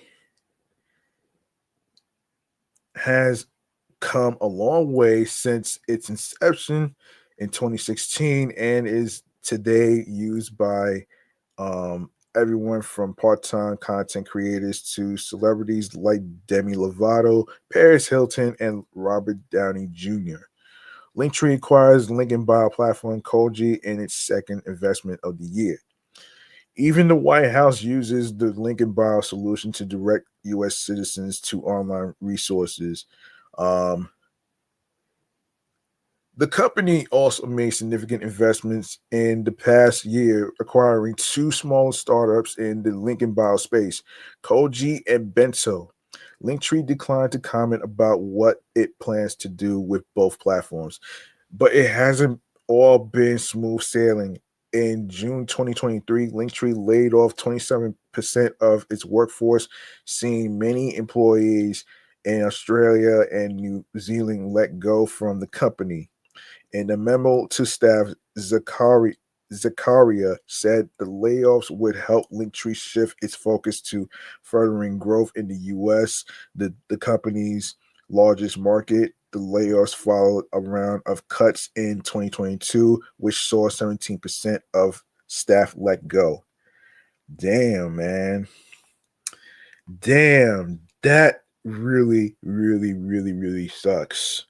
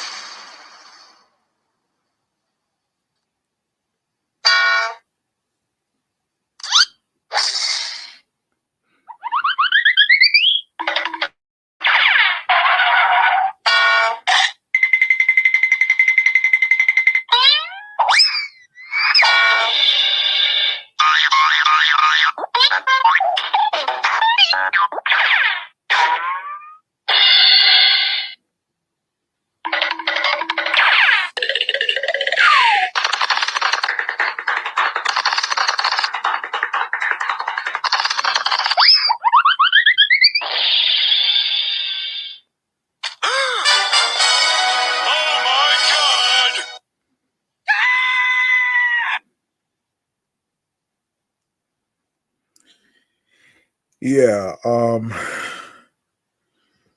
Yeah. Um, Linktree has raised more than $165 million in funding to date and is valued at more than $1 billion. Oh wow.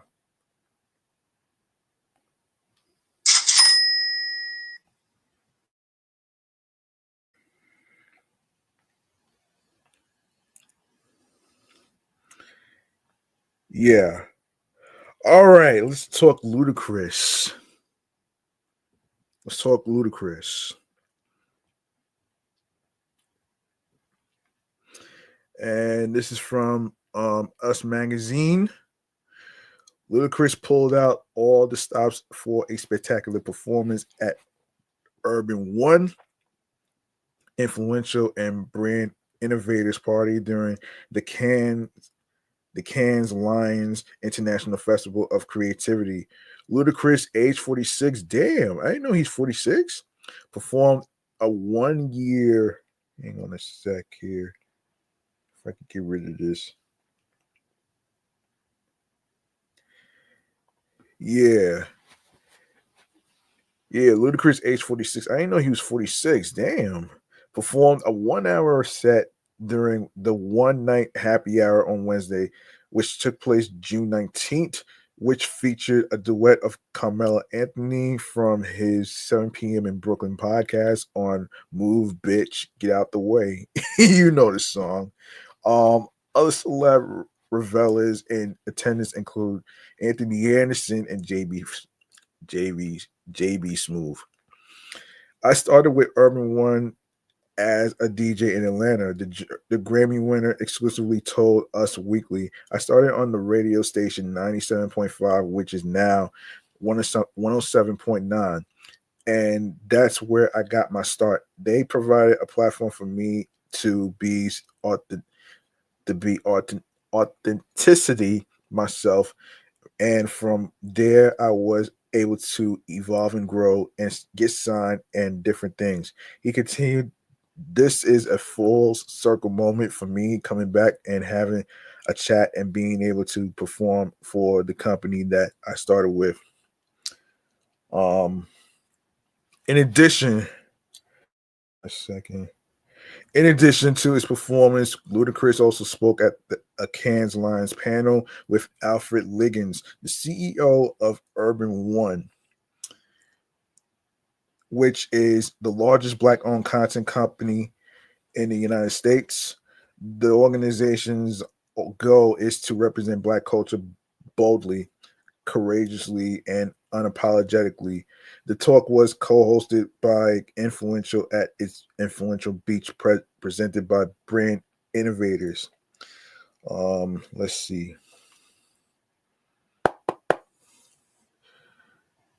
Okay, let's see.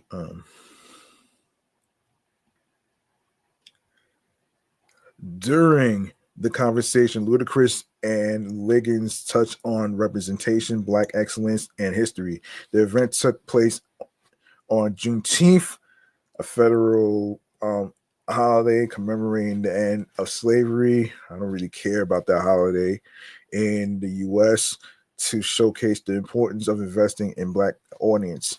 Just as Urban One prioritizes its connections with Black consumers, Ludacris spoke to us about the importance of representation. In quote, it's because of the culture and how many trends that this culture sets, and just having your ear to the street, he said on Wednesday. You can see that hip hop is international. It all started from different places and can venture out, but understanding where I came from and where I started with Urban One and how it's affected the rest of the world. it influenced the rest of the world. That's why it's important, because these type of media companies, especially being black owned in this particular sense, is what provided opportunities for me to do what I needed. And ahead of us insight into his pre-show ritual, and we are in France right now. They got the best wines, so we got the best bottles and the best years of each bottle, and we back there drinking and having a good time. He said, "I got my wife, um, Eudoxie. I'm not gonna try to butcher the last name here. So here with me. So we just here with friends catching up. She speaks full French and is talking to everybody, and she's translating for me. Yeah, that's pretty good. That's pretty good, man. That he actually was there to actually talk about black culture and stuff. So that's pretty good. That's pretty good on Luda's part, man. Keep up the good work, and good luck on that new season. Oh, on Netflix. Yeah, I should check that out too. Um, okay. Let's see. Let's see. What else can I talk about here? There is all right. Um, okay, real quick. I want to actually get into you know what? You know what? Let's do some movie news, man. You know what I'm saying? Let's do some movie news. Um, I want to start off with the two movies that's coming out. Which is Wicked and Gladiator 2, which is going to be a competition. There's a competition between those two. Which one's going to be number one in the box office? So, what do you say we go to? What do you say we go to something like this? The movie Man Cave Popcorn segment right here. Um, all right. And while I'm at it in this segment, I will discuss Sonic the Hedgehog 3 in a couple of minutes, in a couple of seconds. Um yeah, so stay tuned for that one right there. Um let's see.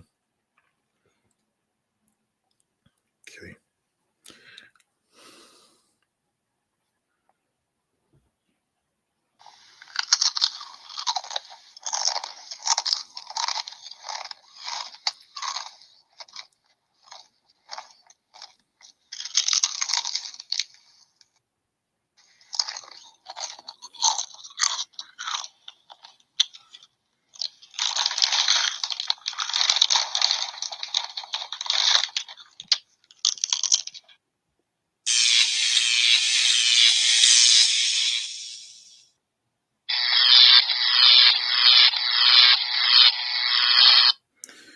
All right, so there is competition between Wicked and Gladiator 2. By the way, it's actually out right now on international theaters right now, actually, and it just came out today.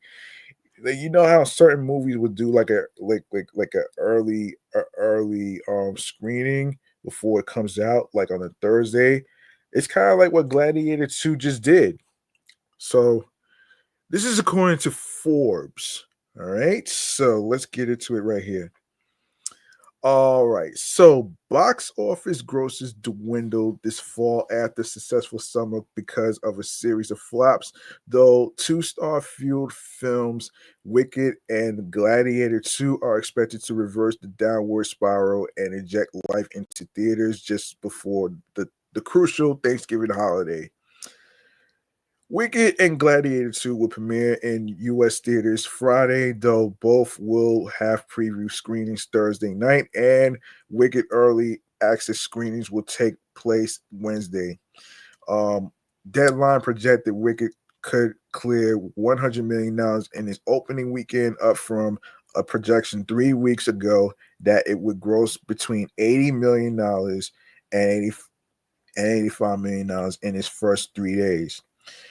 Deadline projected a $65 million opening weekend for Gladiator 2, while Variety estimated it would it would earn between $55 million to $65 million.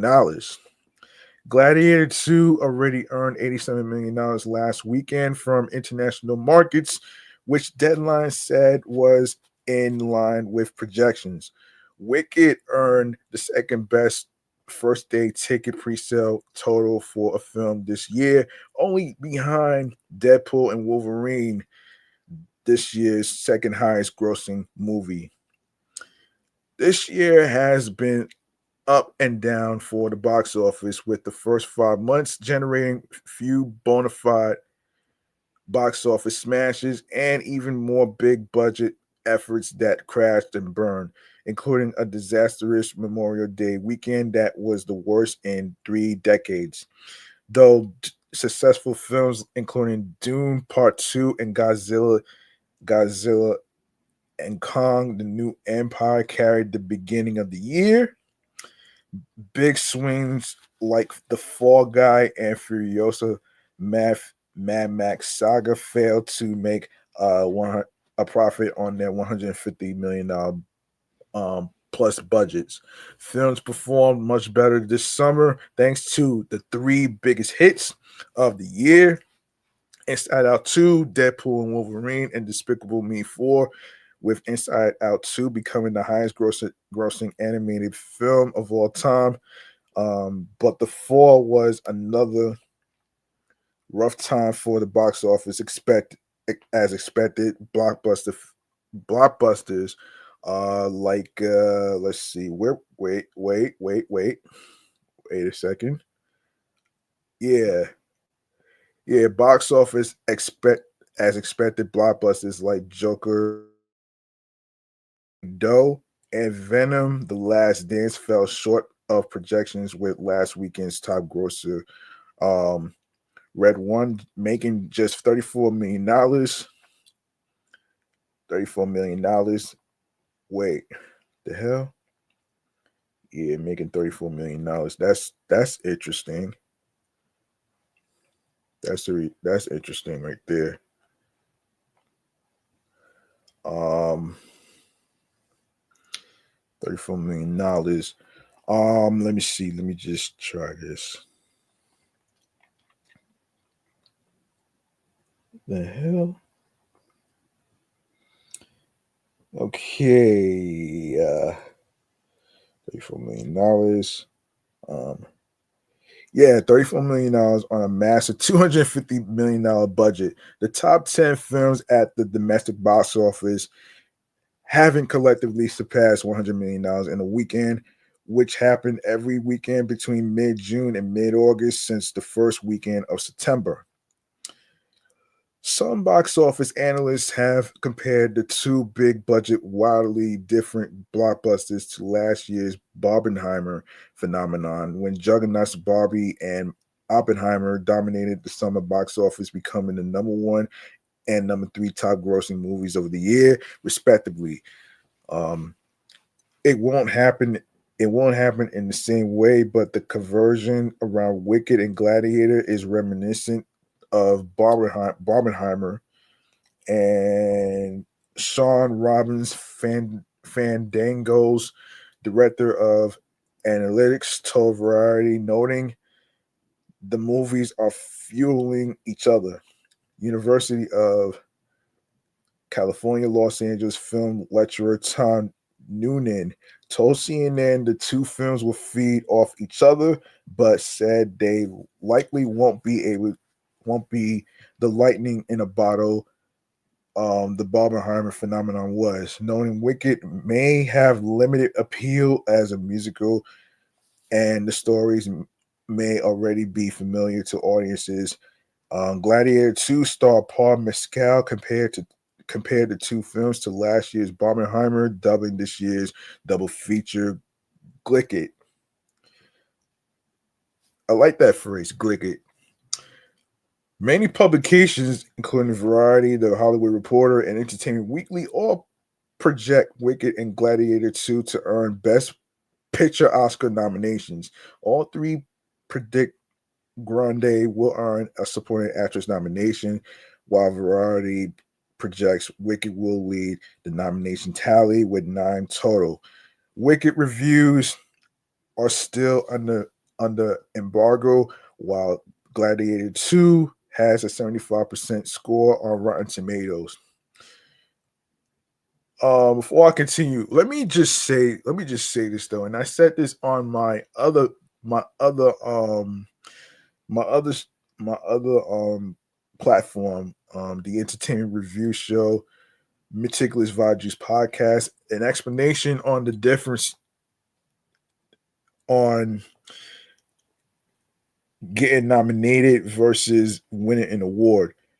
When you are nominated, it is a possibility that you're gonna win, but it's a possibility, but that doesn't mean you're going to actually win. Winning an award is actually when you are basically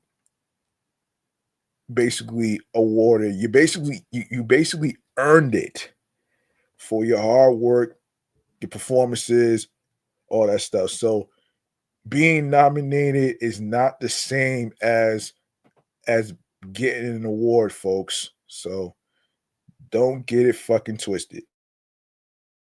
Just wanted to put it out there. All right, so Wicked is stacked with a star-powered cast led by pop star Ariana Grande and Tony Award winner Cynthia Erivo. I don't know who that is. Directed by John M. Chu, who also helmed Crazy Rich Asians and in The Heights 2021, which actually flopped. The film also stars Jonathan Bailey, Jeff Goldblum, and Oscar winner Michelle Yeoh.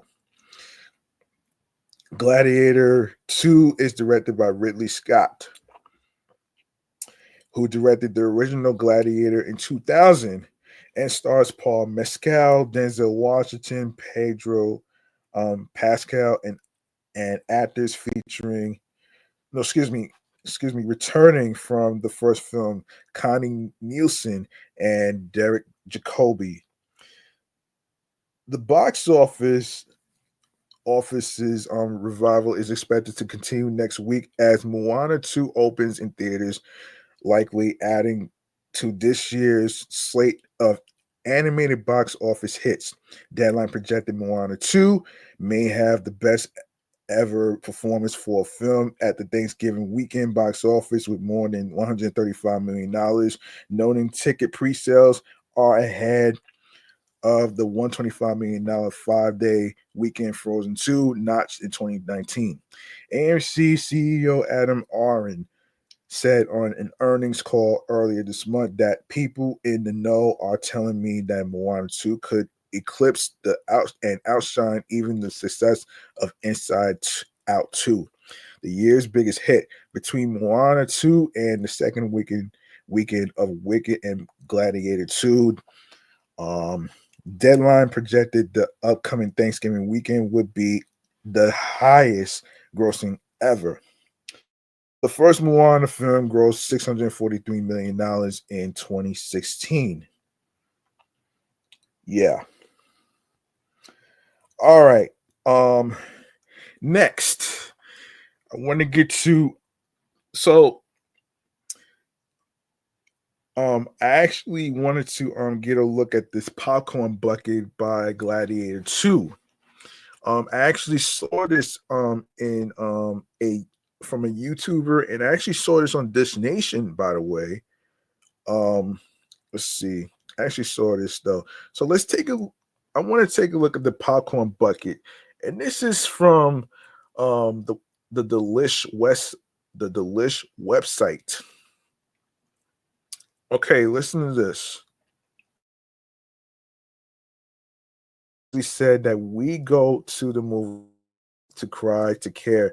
But if recent blockbuster releases are any indication, we're also going for this for the themed popcorn buckets. The worm-shaped vessel designed for the Dune sequel broke the internet with a su- flood of suggestive memes. The team behind Deadpool and Wolverine tried to mimic the same joke with their with their monthly popcorn bucket to less success. Actually, it was a successful movie. I did see the Deadpool and Wolverine popcorn buckets though, man. Yeah, the Wolverine one was a little funny though, man. And the way they poured the fucking the butter as you try to put the popcorn in the bucket, that shit was so funny and weird though. But you know, oh shit, yeah. Oh man. The team behind Deadpool and Wolverine tried to I read it.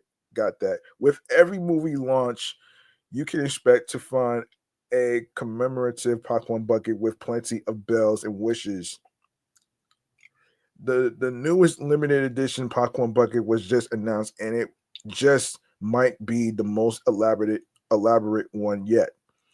So, in honor of Gladiator 2, which premieres November 22nd, it's already out in international theaters. Cinemark is offering a limited edition themed popcorn bucket. Yeah, check your Cinemark places wherever you live. If you are in Dallas, Texas, if you are in New York, wherever state you're in, and if you have a Cinemark, go check it out. It's limited edition, so check them. So check them out. So this gold tinted vessel is designed to look like the Colosseum, complete with Roman columns and arches. But that's not all. There's an innovative feature that makes it a major collector's item. Shout outs to Chris once again from 3C Film. Also collects popcorn buckets too, man. You know what I'm saying?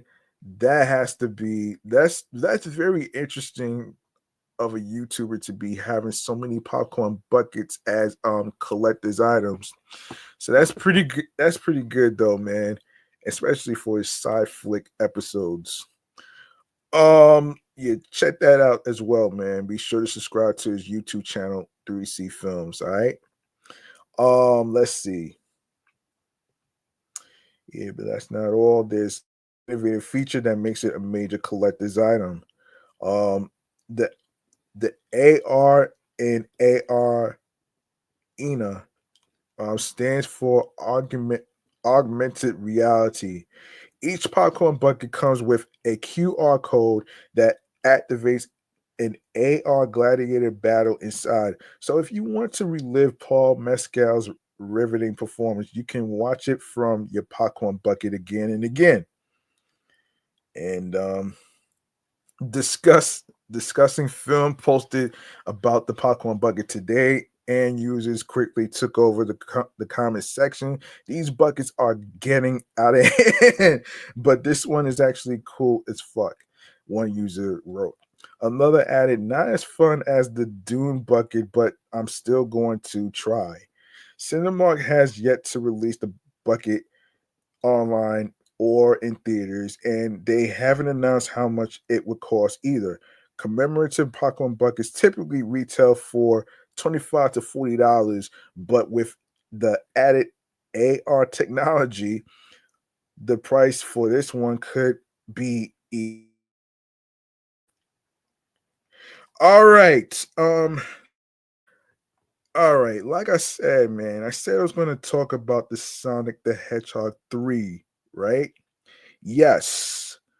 Before I segments, I want to actually get into the Sonic the Hedgehog thing, man, because that's important. That's important to all the Sonic fans out there, man. You know what I mean? I want to actually mention this. I want to mention this actually, man, before go on. Um, so, according to now, hold on a second, man. Let me just start off with this though, man. So, attention, all Sonic fans in the Sonic community. You might want to listen to this. So, according to the Vital Thrills website, Paramount Pictures has released a new poster for Sonic the Hedgehog 3. I'm pretty sure y'all seen it on Instagram and other pages whatsoever. Um, so which will open in theaters on December 20th, 2024. The studio has also announced that tickets will go on sale on Monday, November 25th, and which is probably the same day as the trailer. So mark your calendars, folks. November 5th is when they start giving out the tickets, and the movie trailer will be on Monday, November 25th, according to one of the Instagrammers who did the post. Um, while the third installment has not been rated yet, well, yes, it has, man. The third movie is PG, by the way, folks.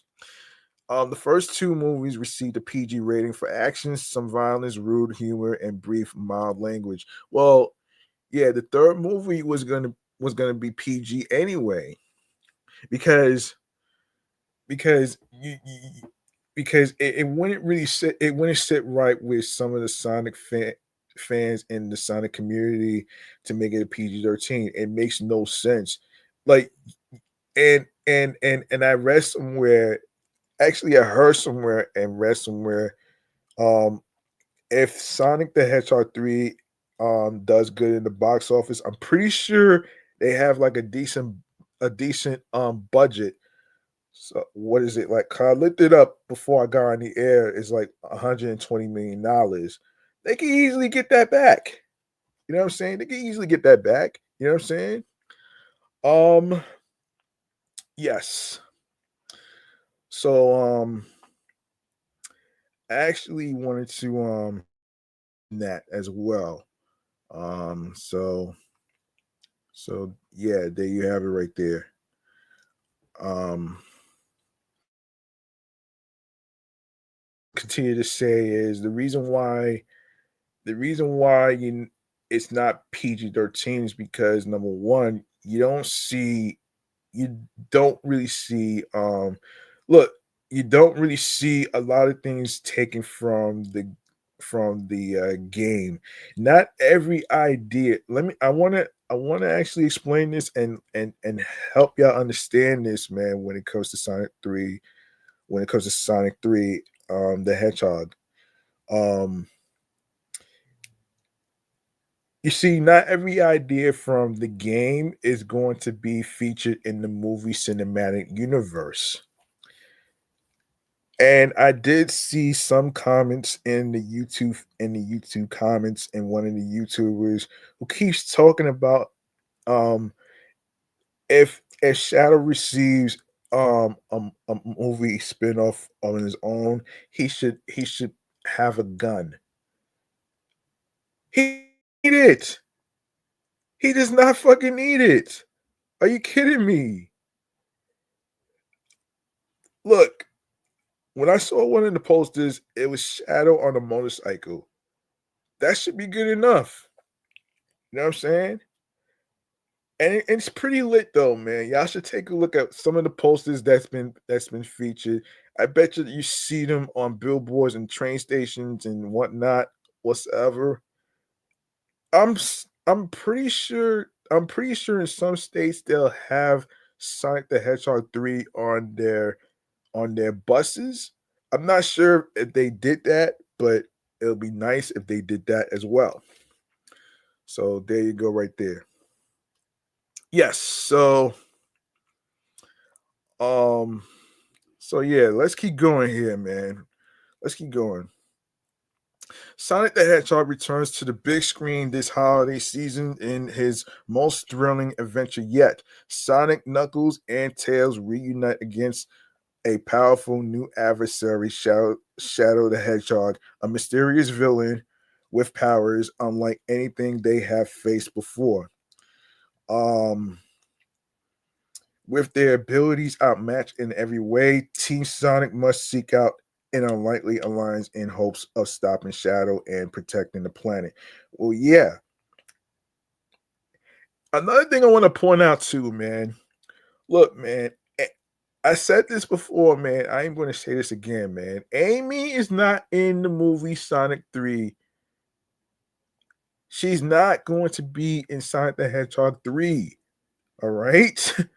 um, and I don't know if she's going, and I don't know if she's going to be in the post-credit scene at the end, like they did for Shadow in the end of Sonic the Hedgehog 2.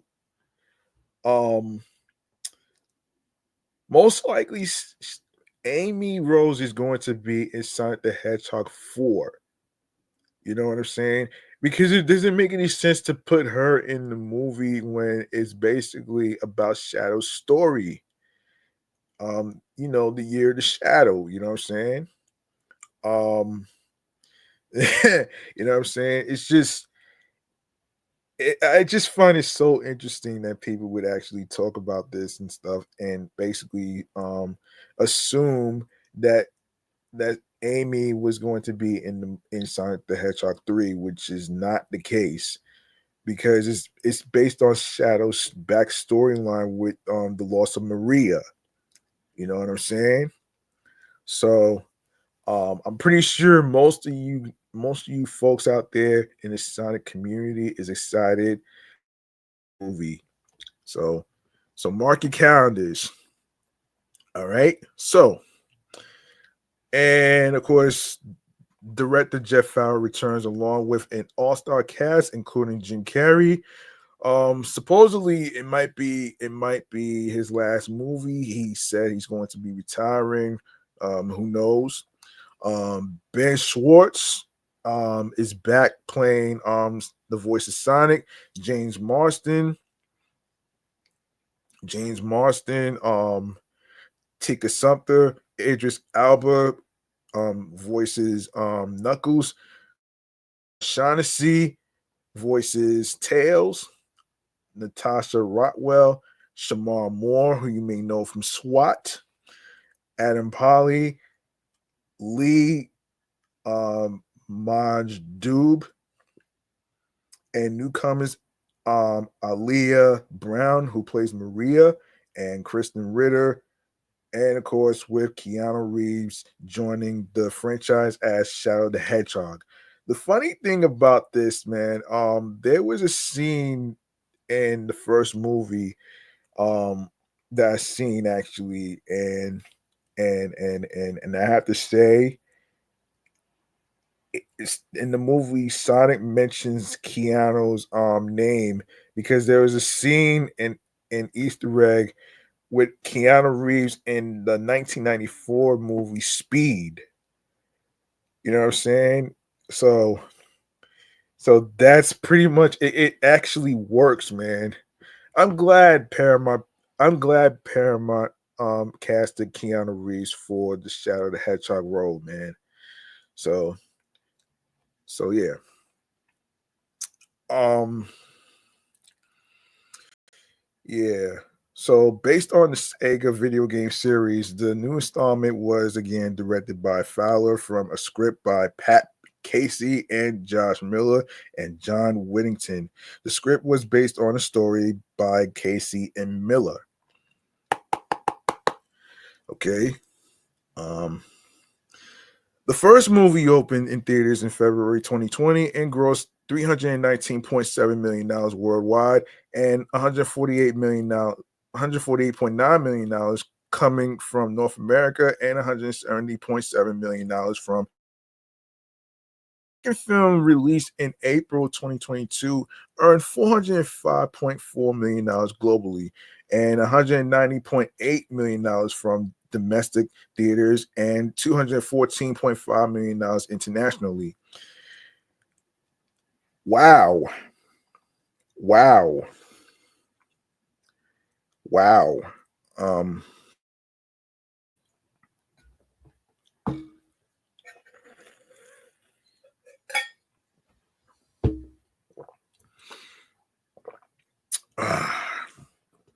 Okay.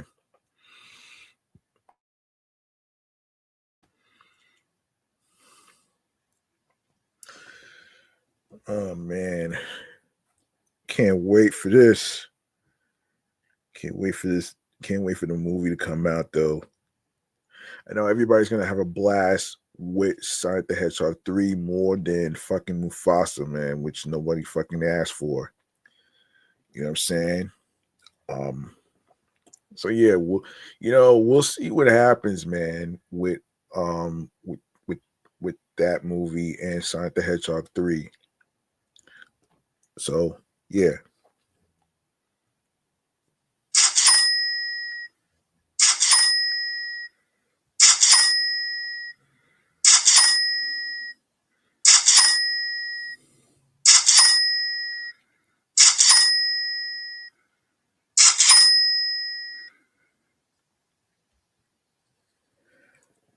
All right. All right. Sure.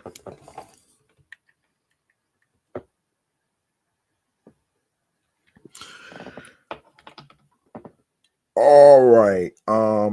Neil H. Moritz, Toby Asher, Toru Nakahara, and Hitachi Okono produced Sonic the Hedgehog 3, which was executive produced by Hiroku Satomi, Shuji Utsumi, Yukio Sugino, Jeff Fowler, Tommy Gormy, no, excuse me, Gorm Lee, and Tim Miller.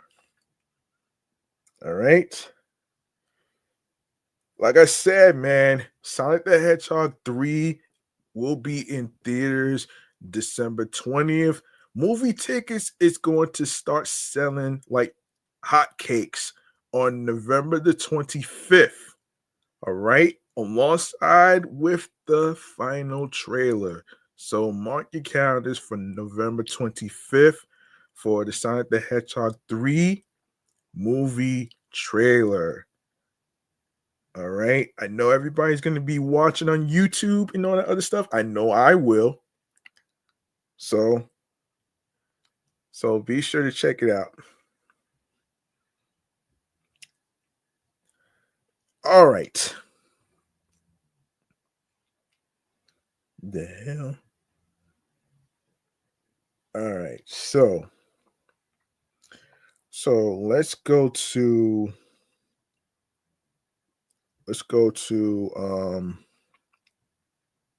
we are going to go to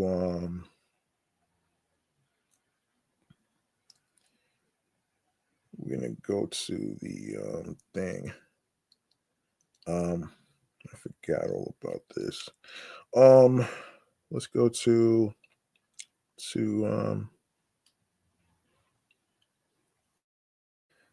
wait, hold on a sec.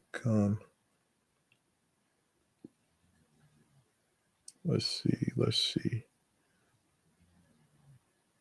Hang on 1 second. Okay. We're gonna go into a little thing that I recently added as a new segment. It's going to be, hang on 1 second. Let me look for it. All right, so we're gonna go to a little thing that I like to call Crunch Tech Mentions. I didn't get a chance to do Beats Pills, so I want to actually get into it right here. I want to get into it right here, right now. Um, for those of you who may not know what that is, I'll break it down in a sec.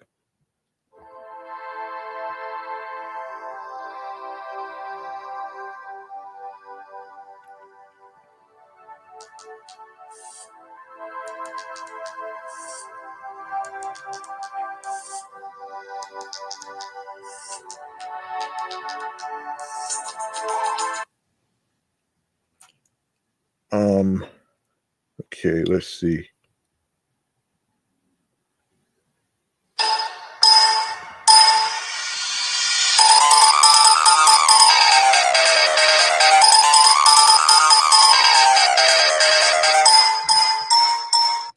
All right. I didn't get a chance to do this topic right here, man, regarding Beats Pill. So this is according to Tech Radar. Beats have been out of the you must ever since Apple discontinued the Beats Pill Plus in January 2022 until now. It had been leaked, it had been seen in the wild in the hands of stars, and now it's here. To completely to be completely honest, the 2015 issue Beats Pill Plus would have missed out on a spot in our picks for the best Bluetooth speakers if it were still in circulation today. But that has all changed now. Why, you ask? The just launched Beats Pill offers IP67 dust and water resistance, Bluetooth 5.3, USB-C for both charging and audio pass through, a more audio conscious build. Um, the tweaked drivers are on a 20-degree angle, so the sound better hits your ears. iOS and Android compatibility, plus up to 24 hours of battery life, which is double that of the Beats Pill Plus. That's why. That's not all though. Now that it's here, we're working on a full review, but here are the specs and features ahead of our considered thoughts on the sound. Um, let's see.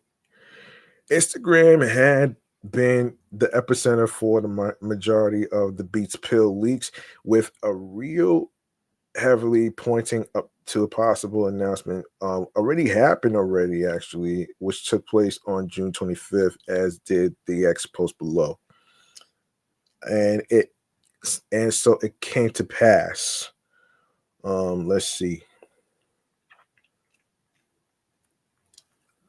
So it came to pass, actually. Hold on a second.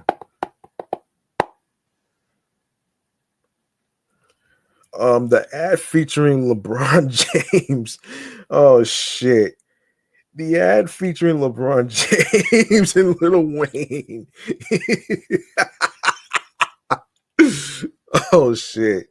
Was uploaded to Beats by Dre accounts on Instagram and X. At the end of the video, the number 6.25 appeared, which all but confirmed June 25th launch. For another fun look, though, James had previously been spotted with a Beats Pill-esque speaker shared on Lakers Instagram feed. The recent pricing leak also proved accurate, as it did the post on X, formerly Twitter, from Bloomberg's Mark Gurman. Gurman mentioned that the next Beats Pill would come with a price tag of $149, and that's precisely how much the new Beats Pill will cost when it hits this. It's already out right now, actually. It's already out right now, actually. So, well, $149.99. Damn, this is much lower than we might have expected, given that the Beats Pill Plus was $179.95 when it was last on sale. Um, having launched in 2015 at $199. But hey, we're not complaining. Australian pricing is set at Australia. Australia is now $249.95, and UK pricing is on its way. In terms of finishes, you get three champagne gold, matty black, and statement red. Um, the 2024 Beats Pill doubles as a speakerphone for phone calls, which might sound a little um, old hat, but by deploying Beats' proprietary noise learning algorithm, its makers say this pill will better target the user's voice. The Beats pill now supports instant one touch pairing on either Android or iOS, plus Find My iOS or Find My device Android. Okay, it's essentially an Apple product. So certain Apple ecosystem features iCloud pairing to every device on your iCloud account and the ability to hand off audio to your Apple Watch if your iPhone's out of range are there. No, are here. For extra features on Android, Beats will direct you to the Beats app. Requires Android 8.0 or later, but for iOS users, Beats clearly feels its integration with iOS is sufficient. Your AirPods don't have a dedicated app on your iPhone after all.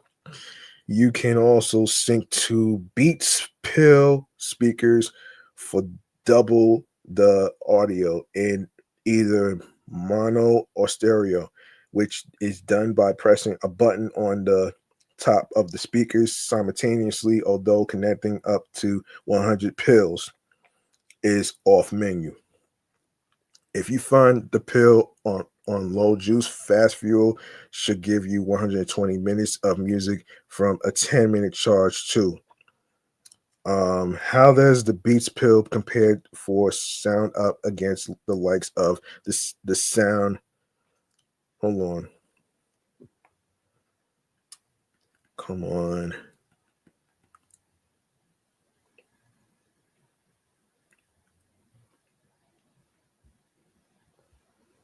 Um, where was I? Where were we? Um, no.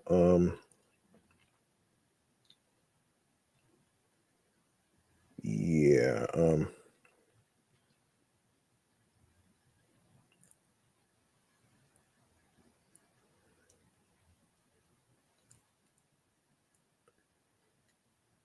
Yeah, how does the Beats pill compare for sound up against the likes of the Sonos Roam 2? And is it one of the best Bluetooth speakers around? We're working on it. We promise. Check back for a full review soon. Um, yeah. Till then, we can tell you about the upgraded acoustic architecture under the hood. There's now a solo re-engineered racetrack woofer, um, and it's now aided by stronger neodymium magnets. According to Beats, this helps the Beats drive 28% more motor force to displace 90% more volume than there's radical ribbing argo. It should sound louder, but with minimal distortion. Taking care of the high notes is a redesigned tweeter, um, secured in its own housing. And let's not forget the entire configuration is now angled up by 20 degrees. So its improved sound should hit you just right. The 2024 Beats Pill is also 10% lighter than its predecessor because Beats has shaved 68 grams, 2.4 ounces off the weight. But the big ace up the pill sleeve is that you can use the included USB-C cable to charge your phone or enjoy lossless audio from your laptop or other devices. It's also good, no great perk to have if you value audio quality because Bluetooth streaming, however convenient, does impose a degree of compression on your music. When we've had the pleasure of testing it fully, you'll be the first to know. Okay, let me see how much time we have here.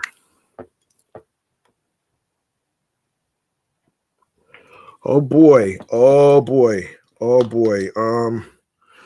Oh boy. Let me see. I might not have time to get to the gaming story, so I'm gonna have to go with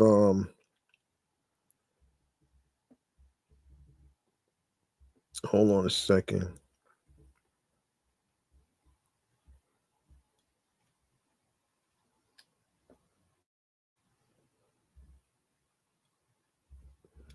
Yeah, I might not have time for this, so I'm gonna have to go. Oh man, I'm gonna have to go with remains to be seen as far as like some fun activities to do for the week and weekend. Yes, remains to be seen is the segment that I'm gonna be doing next instead of doing the video game segment. Remain, kid. Get it? Remains to be seen. Are you looking for fun activities to do for the week and weekend? I got a couple of places that I actually want to mention. So I want to start off with let me see. I want to start off with what is it? I want to start off with one of the places one of the places that I didn't get a chance to mention. Actually, hold on a sec. Hold on a sec, y'all. Yes, I wanted to start off with Reggae Fest, Reggae Love Fest. All right, and of course, for those of you who may not know what Reggae Fest is about, this is. Hold on a second, man. How the hell do you even?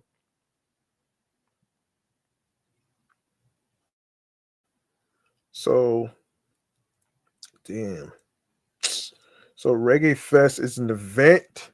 I'm trying to get some more information about this too. Actually, um, so so Reggae Fest is an event where all the reggae artists is performing, and I'm trying to see if there's a way for me um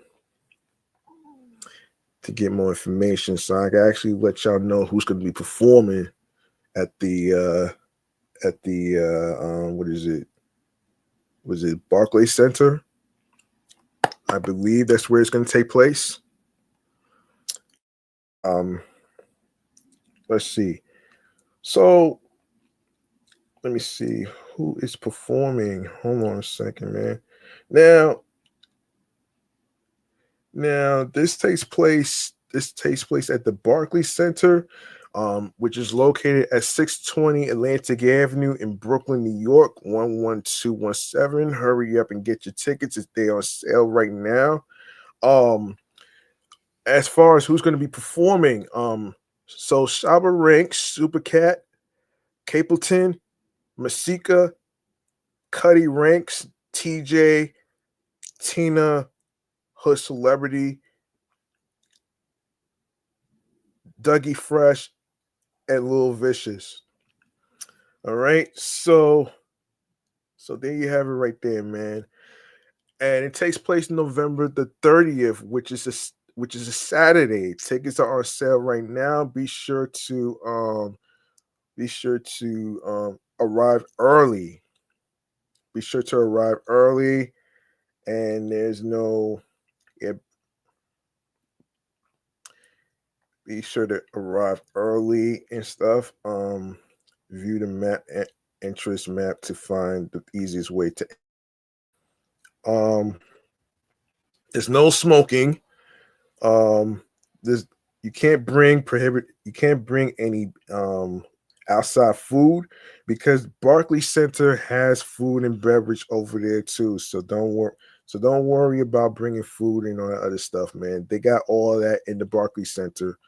So there you have it right there. Let's go to our next place. So the next place I want to talk about is pertaining to. Hang on a second. Let me go to. Let me go to. I ain't gonna have time to do the TV stuff, so I'll say that for another episode. All right, things to do for the Thanksgiving weekend. I'm gonna actually get into it right here. Let's get into this. So, and of course, obviously, this is where I pick the places for this is where I pick the places as far as like fun activities. And if you like to find out some fun activities where you live right now, whether you are in the Chicago area, whether you are in the Los Angeles, California area, and Paris, the New York area, you can check out this website right here that I'm using right now, which is www.timeout.com. That's www.timeout.com. I'm going to be giving you a list of places of fun activities to do for the Thanksgiving weekend and all that other stuff. So first and foremost, man, I want to mention about the Thanksgiving Day Parade. So I want to mention that. So all right, so I want to mention that as well. So I'm gonna start off with that. So starting with the Thanksgiving Day Parade. All right. The annual pageant of giant balloons, floats, cheerleaders, performances is one of the best New York City events in November. Expect to see 22 balloons, 33 floats, and 7 balloonicals, excuse me. Several new balloons are joining the parade this year. Minnie Mouse, Arctic Fox, Nora, and Scout Elf, a Bronx Zoo float celebrating 125 years of the zoo, and a Rayo homemade float with a pasta night. In addition, you can see performances by Charlie D. Emilio, Dan and Shay, Idina Menzel, Jimmy Fallon from the late night talk show, and the Roots, Coco Jones, Liza Colin Zayas, The Temptations, T-Pain. Also, Jennifer Hudson is going to be performing over there as well in the Liberty with Ellie the Elephant. I'm gonna go over some new floats in a future episode. I'm not gonna rush through all the places. So shop the best holiday markets. NYC's packed with holiday markets offering holiday spirit and unique gifts, while fancy Christmas window displays may entice you. NYC's holiday market offer a chance to shop local with everything from clothing to holiday ornaments to artwork. There's something for everybody on your holiday shopping list. Shopping for the perfect gift doesn't have to be stressful. Make it fun at these markets. So, yes, ice skating. Yes, NYC offers plenty of indoor and outdoor rinks where you can glide and practice your toe jumps. to help narrow down your options, we listed the top places to go, including the iconic rink at Rockefeller Center, which is open right now, or the beloved rink at Central Park. You can even make a full day out of it when you shop at one of the city's best holiday markets, followed by sipping hot chocolate and skating on the rink at the Bank of America Winter Village at Bryant Park, which is by Fifth Avenue. No, excuse me, which is by Sixth Avenue, Avenue of the Americas. It's actually the park is in between Sixth Avenue, Avenue of the Americas, and Fifth Avenue. So when you get out, when you get out by when you get out by what is it, 42nd or Fifth Avenue on the 7 or any other train routes whatsoever, you can't miss it. All right.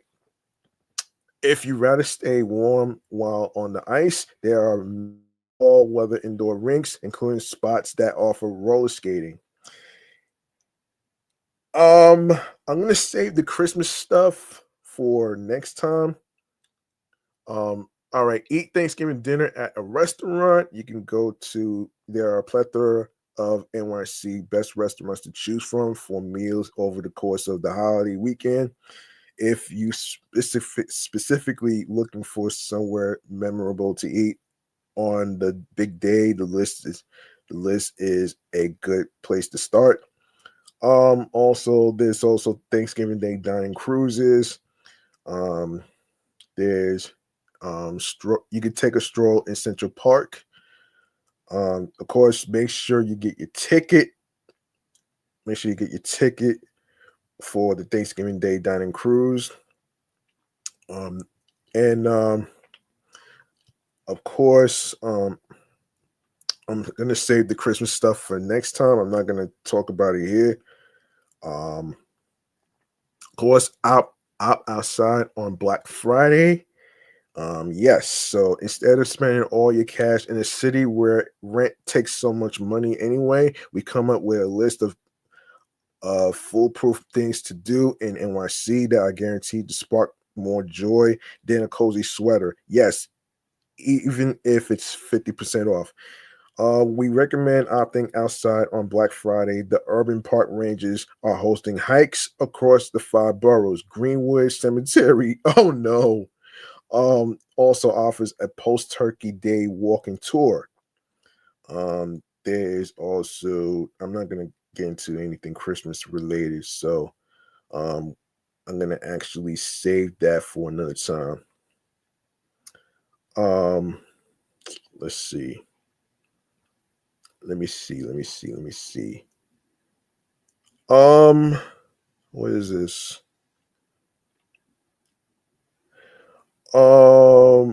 Let me see. Yes. Come on. Experience light skate at Brooklyn Botanic Garden. Brooklyn Botanic Gardens gorgeous after dark illuminated spectacular is back through damn it.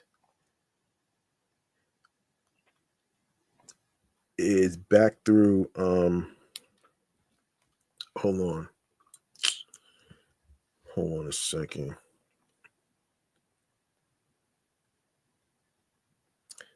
All right. Where were we?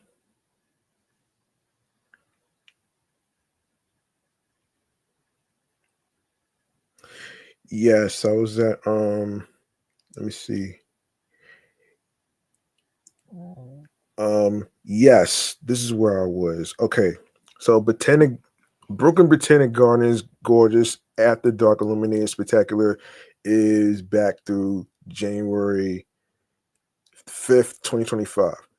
Lightscape is an illuminated trail of art from local and international artists, featuring the iconic Winter Cathedral, all set to over a million lights, color, and music.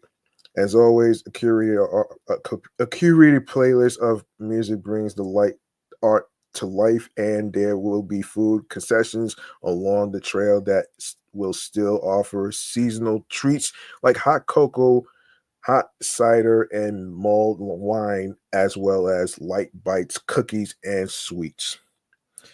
Another thing I there in the New York area is the hold on a second. Let me just find it. Let me just find it though. Yes. Another thing I want to recommend to everyone in the New York area or the five boroughs, the tri-state area, whether you are in New Jersey or Connecticut, whatsoever, there is a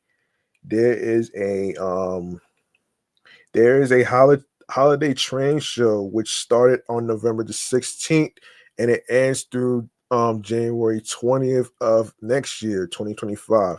So it is what is it? It's from 10 a.m. to 6 p.m. at the Garden. Holiday train nights is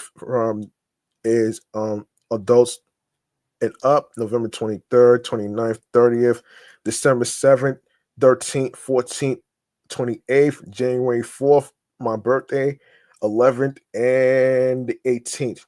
All ages, December 20th, 21st, 22nd, 23rd, 26th, and 27th. Enter a winter wonderland unlike any other at the holiday train show, where cherish seasonal traditions find a home in our enchanting train displays by day or night. The timeless holiday magic of rail travel fills the garden with nostalgia as model locomotives and trolleys trundle through our picture perfect outdoor lawn display and bring the Hop Conservatory of to life with the busy sounds of the season. In the warmth of our landmark glass house, you'll find twinkling plant-based replicas of famed local architecture, creating a cityscape in miniature, a meticulously crafted world brimming with the lively energy of New York City during the holidays. Um, all right. After dark, our roving train conductors welcomes you to holiday train nights and set you on your journey through the warm glow of the holiday train show. Experience the Enid A. Hop Conservatory like never before, and colorful lighting, bringing the holiday spirit under glass. During your visit, you can bop along to holiday classics and Christmas pop favorites sung by performers in our locomotive lounge. And with sweet and savory bites, spiked cider cocktails and mocktails, and hands-on gingerbread fun for purchase, the night is made complete with your favorite treats. Whether you are out on the town with friends for our 21 plus nights, or bringing the whole family for an all age celebration, make new holiday memories while discovering the magic of New York City's favorite holiday experience. So, um, you can get your holiday train show tickets, and of course, um, if you like to do another option, which is get holiday train night tickets. So there you have it right there. Yeah, so there you go right there.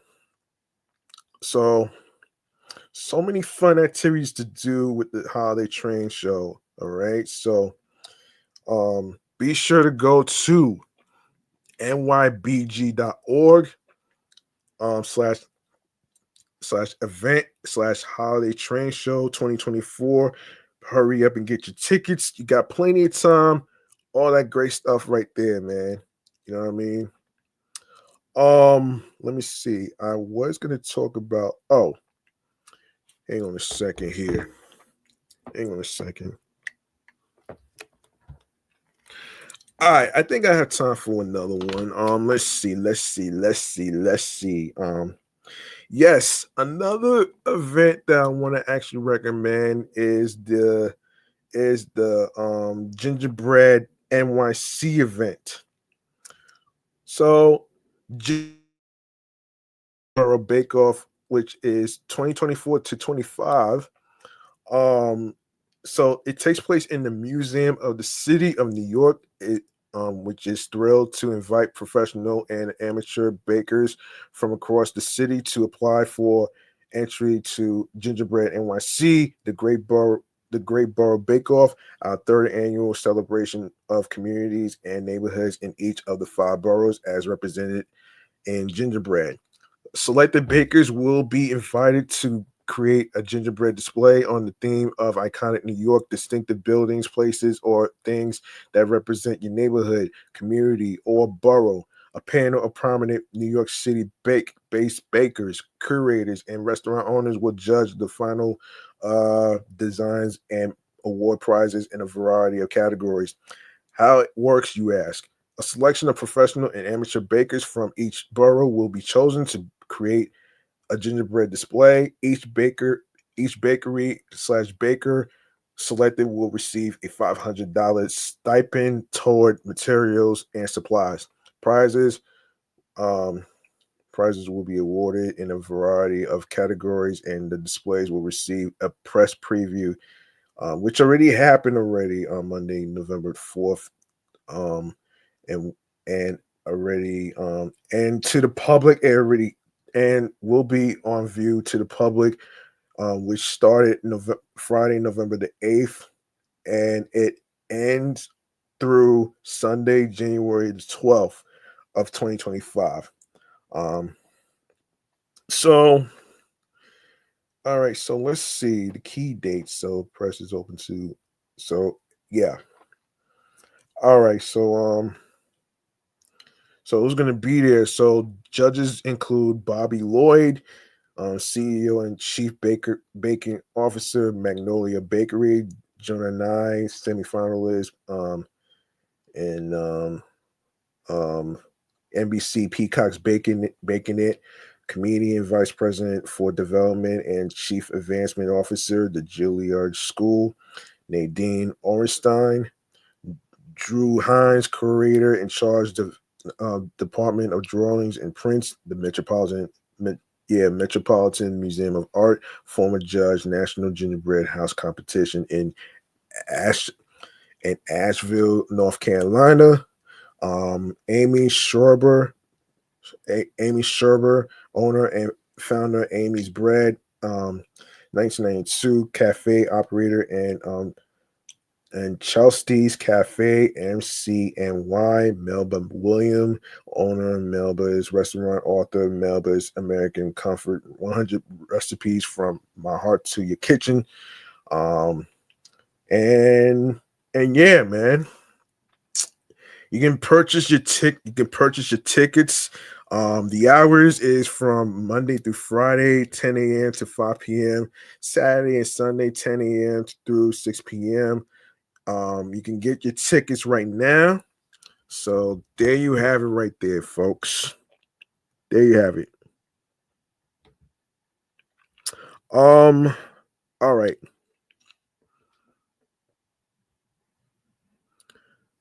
So I want to get to the last segment. Hold on a second. All right, I'm gonna wrap up here, man. I'm gonna wrap up here actually, man, because it's been too long. So, all right, man. I'm about to wrap up here. So I hope y'all enjoyed this episode. I'm gonna go with the segment. The segment is going to be like this. Stream choices on the go, man. Let's go. All right, folks. Be sure to follow Off the Meat Rat Chainz New York Avenue podcast on Facebook alongside with Threads and my other podcast shows that I do, which is Excellent Fun Vibrant Talks podcast, my sports platform that I do, and my entertainment review show, Meticulous Vibe Juice podcast, which is the same username as it is on Instagram. Everything is in the description. Be sure to follow me on the gram as well as Threads. G Money Stacks 555 in Queens, New York. Be sure to follow me there. I will try my best to actually post some real videos as soon as I get myself a new Android tablet. I don't know when exactly, but so yeah. If you go to the link in bio, you're gonna see a list of streaming platforms, including YouTube, where you can listen, stream, and watch the episodes. I want to cut to the chase with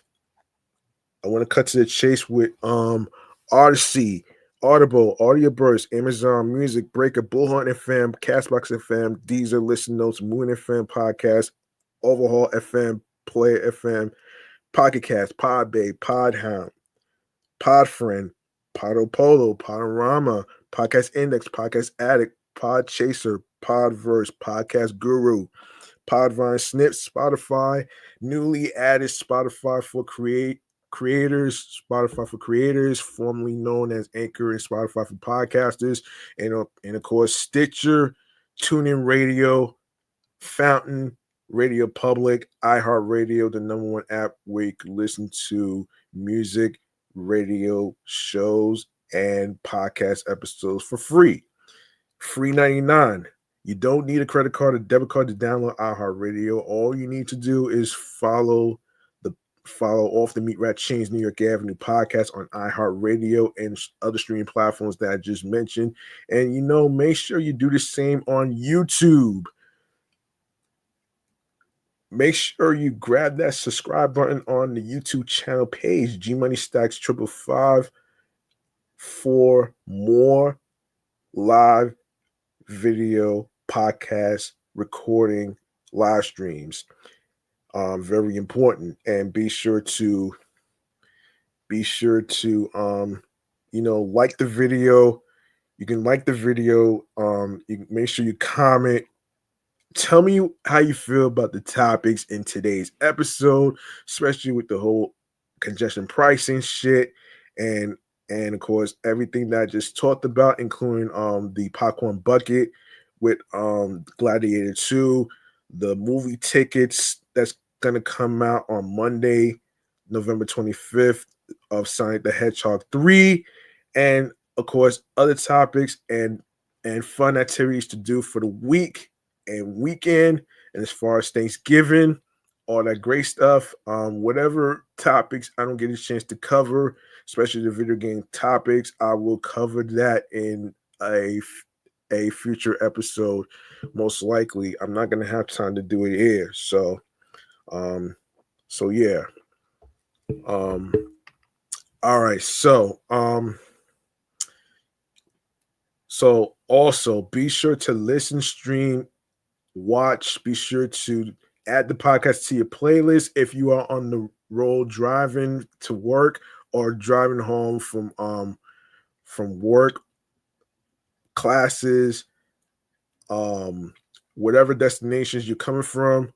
And also for those who don't have a car, you can do the same as well. Add the podcast to your playlist if you are taking the train and buses to work, classes, and all other destinations. Of course, be careful out there, and be sure to enable alerts for more live video podcast, live stream recordings, and of course new episodes dropping on every streaming platform, including YouTube, wherever you listen and get your podcasts. Be sure to share my Linktree link /G Money Stacks 555 with the podcast on every streaming platform with your wives, your husbands, your girlfriends, your boyfriends, your friends, the people you are cool with from work, where you meet other people and stuff. So I want to actually say thank you. Thank you very much for tuning in to the 362nd episode. I'm G Money Stacks, aka the Gladiator. Thank you very much for tuning into this episode. If you like what you heard in this episode as far as the topics, tell me how you feel in the comments below. All that great stuff. And remember, the grind doesn't stop. Hard work pays off. If you want something, you have to work hard and earn it, because it's not going to be given to you on a fucking silver platter. And of course, be sure to be on your P's and Q's creatively, mentally, emotionally, physically, and spiritually. That gets you into your zone. And also, there's no manual to being on your own path and journey. All right. And also be sure to mark your calendars for November 25th for Sonic the Hedgehog 3. The tickets are going to go on sale on November 25th, and be sure to keep a lookout for another trailer, which is going to happen. I just saw the postings and posters and all that great stuff whatsoever. And also, man, if you are a podcaster out there and a host and all that other stuff, and even though certain things may get in your way, like life and losses of someone you that you care for whatsoever, and whatever thing, look, as a podcast host, I want to say, be yourself while you are recording your podcast episodes behind the microphone. And don't worry about trying to be a fucking people pleaser. You can't please everybody, and you can't make everybody happy. You know what I'm saying? The only person that you can do that for is for you. You know what I'm saying? And I know a lot of people who have podcast shows, they end up giving up. So I'm here to actually inspire you to not give up on yourselves and not give up on your podcast dreams and all the other stuff whatsoever, no matter what it is. And don't let anybody tell you not to call it a podcast whatsoever. I should actually start quoting what I posted on my Threads podcast account. I will do that next time. And it's not about winning or losing when it comes to competition, as far as anything else whatsoever in podcasting. It's how you play the game. And also be sure to tune in next time in the next episode. I'll see y'all on the flip side. Take care of yourselves. I hope y'all have some fun on the activities, and of course, happy Thanksgiving in advance. Hope y'all have a blast on your Thanksgiving day. Enjoy yourselves, and have a good night, folks. Good night, everybody.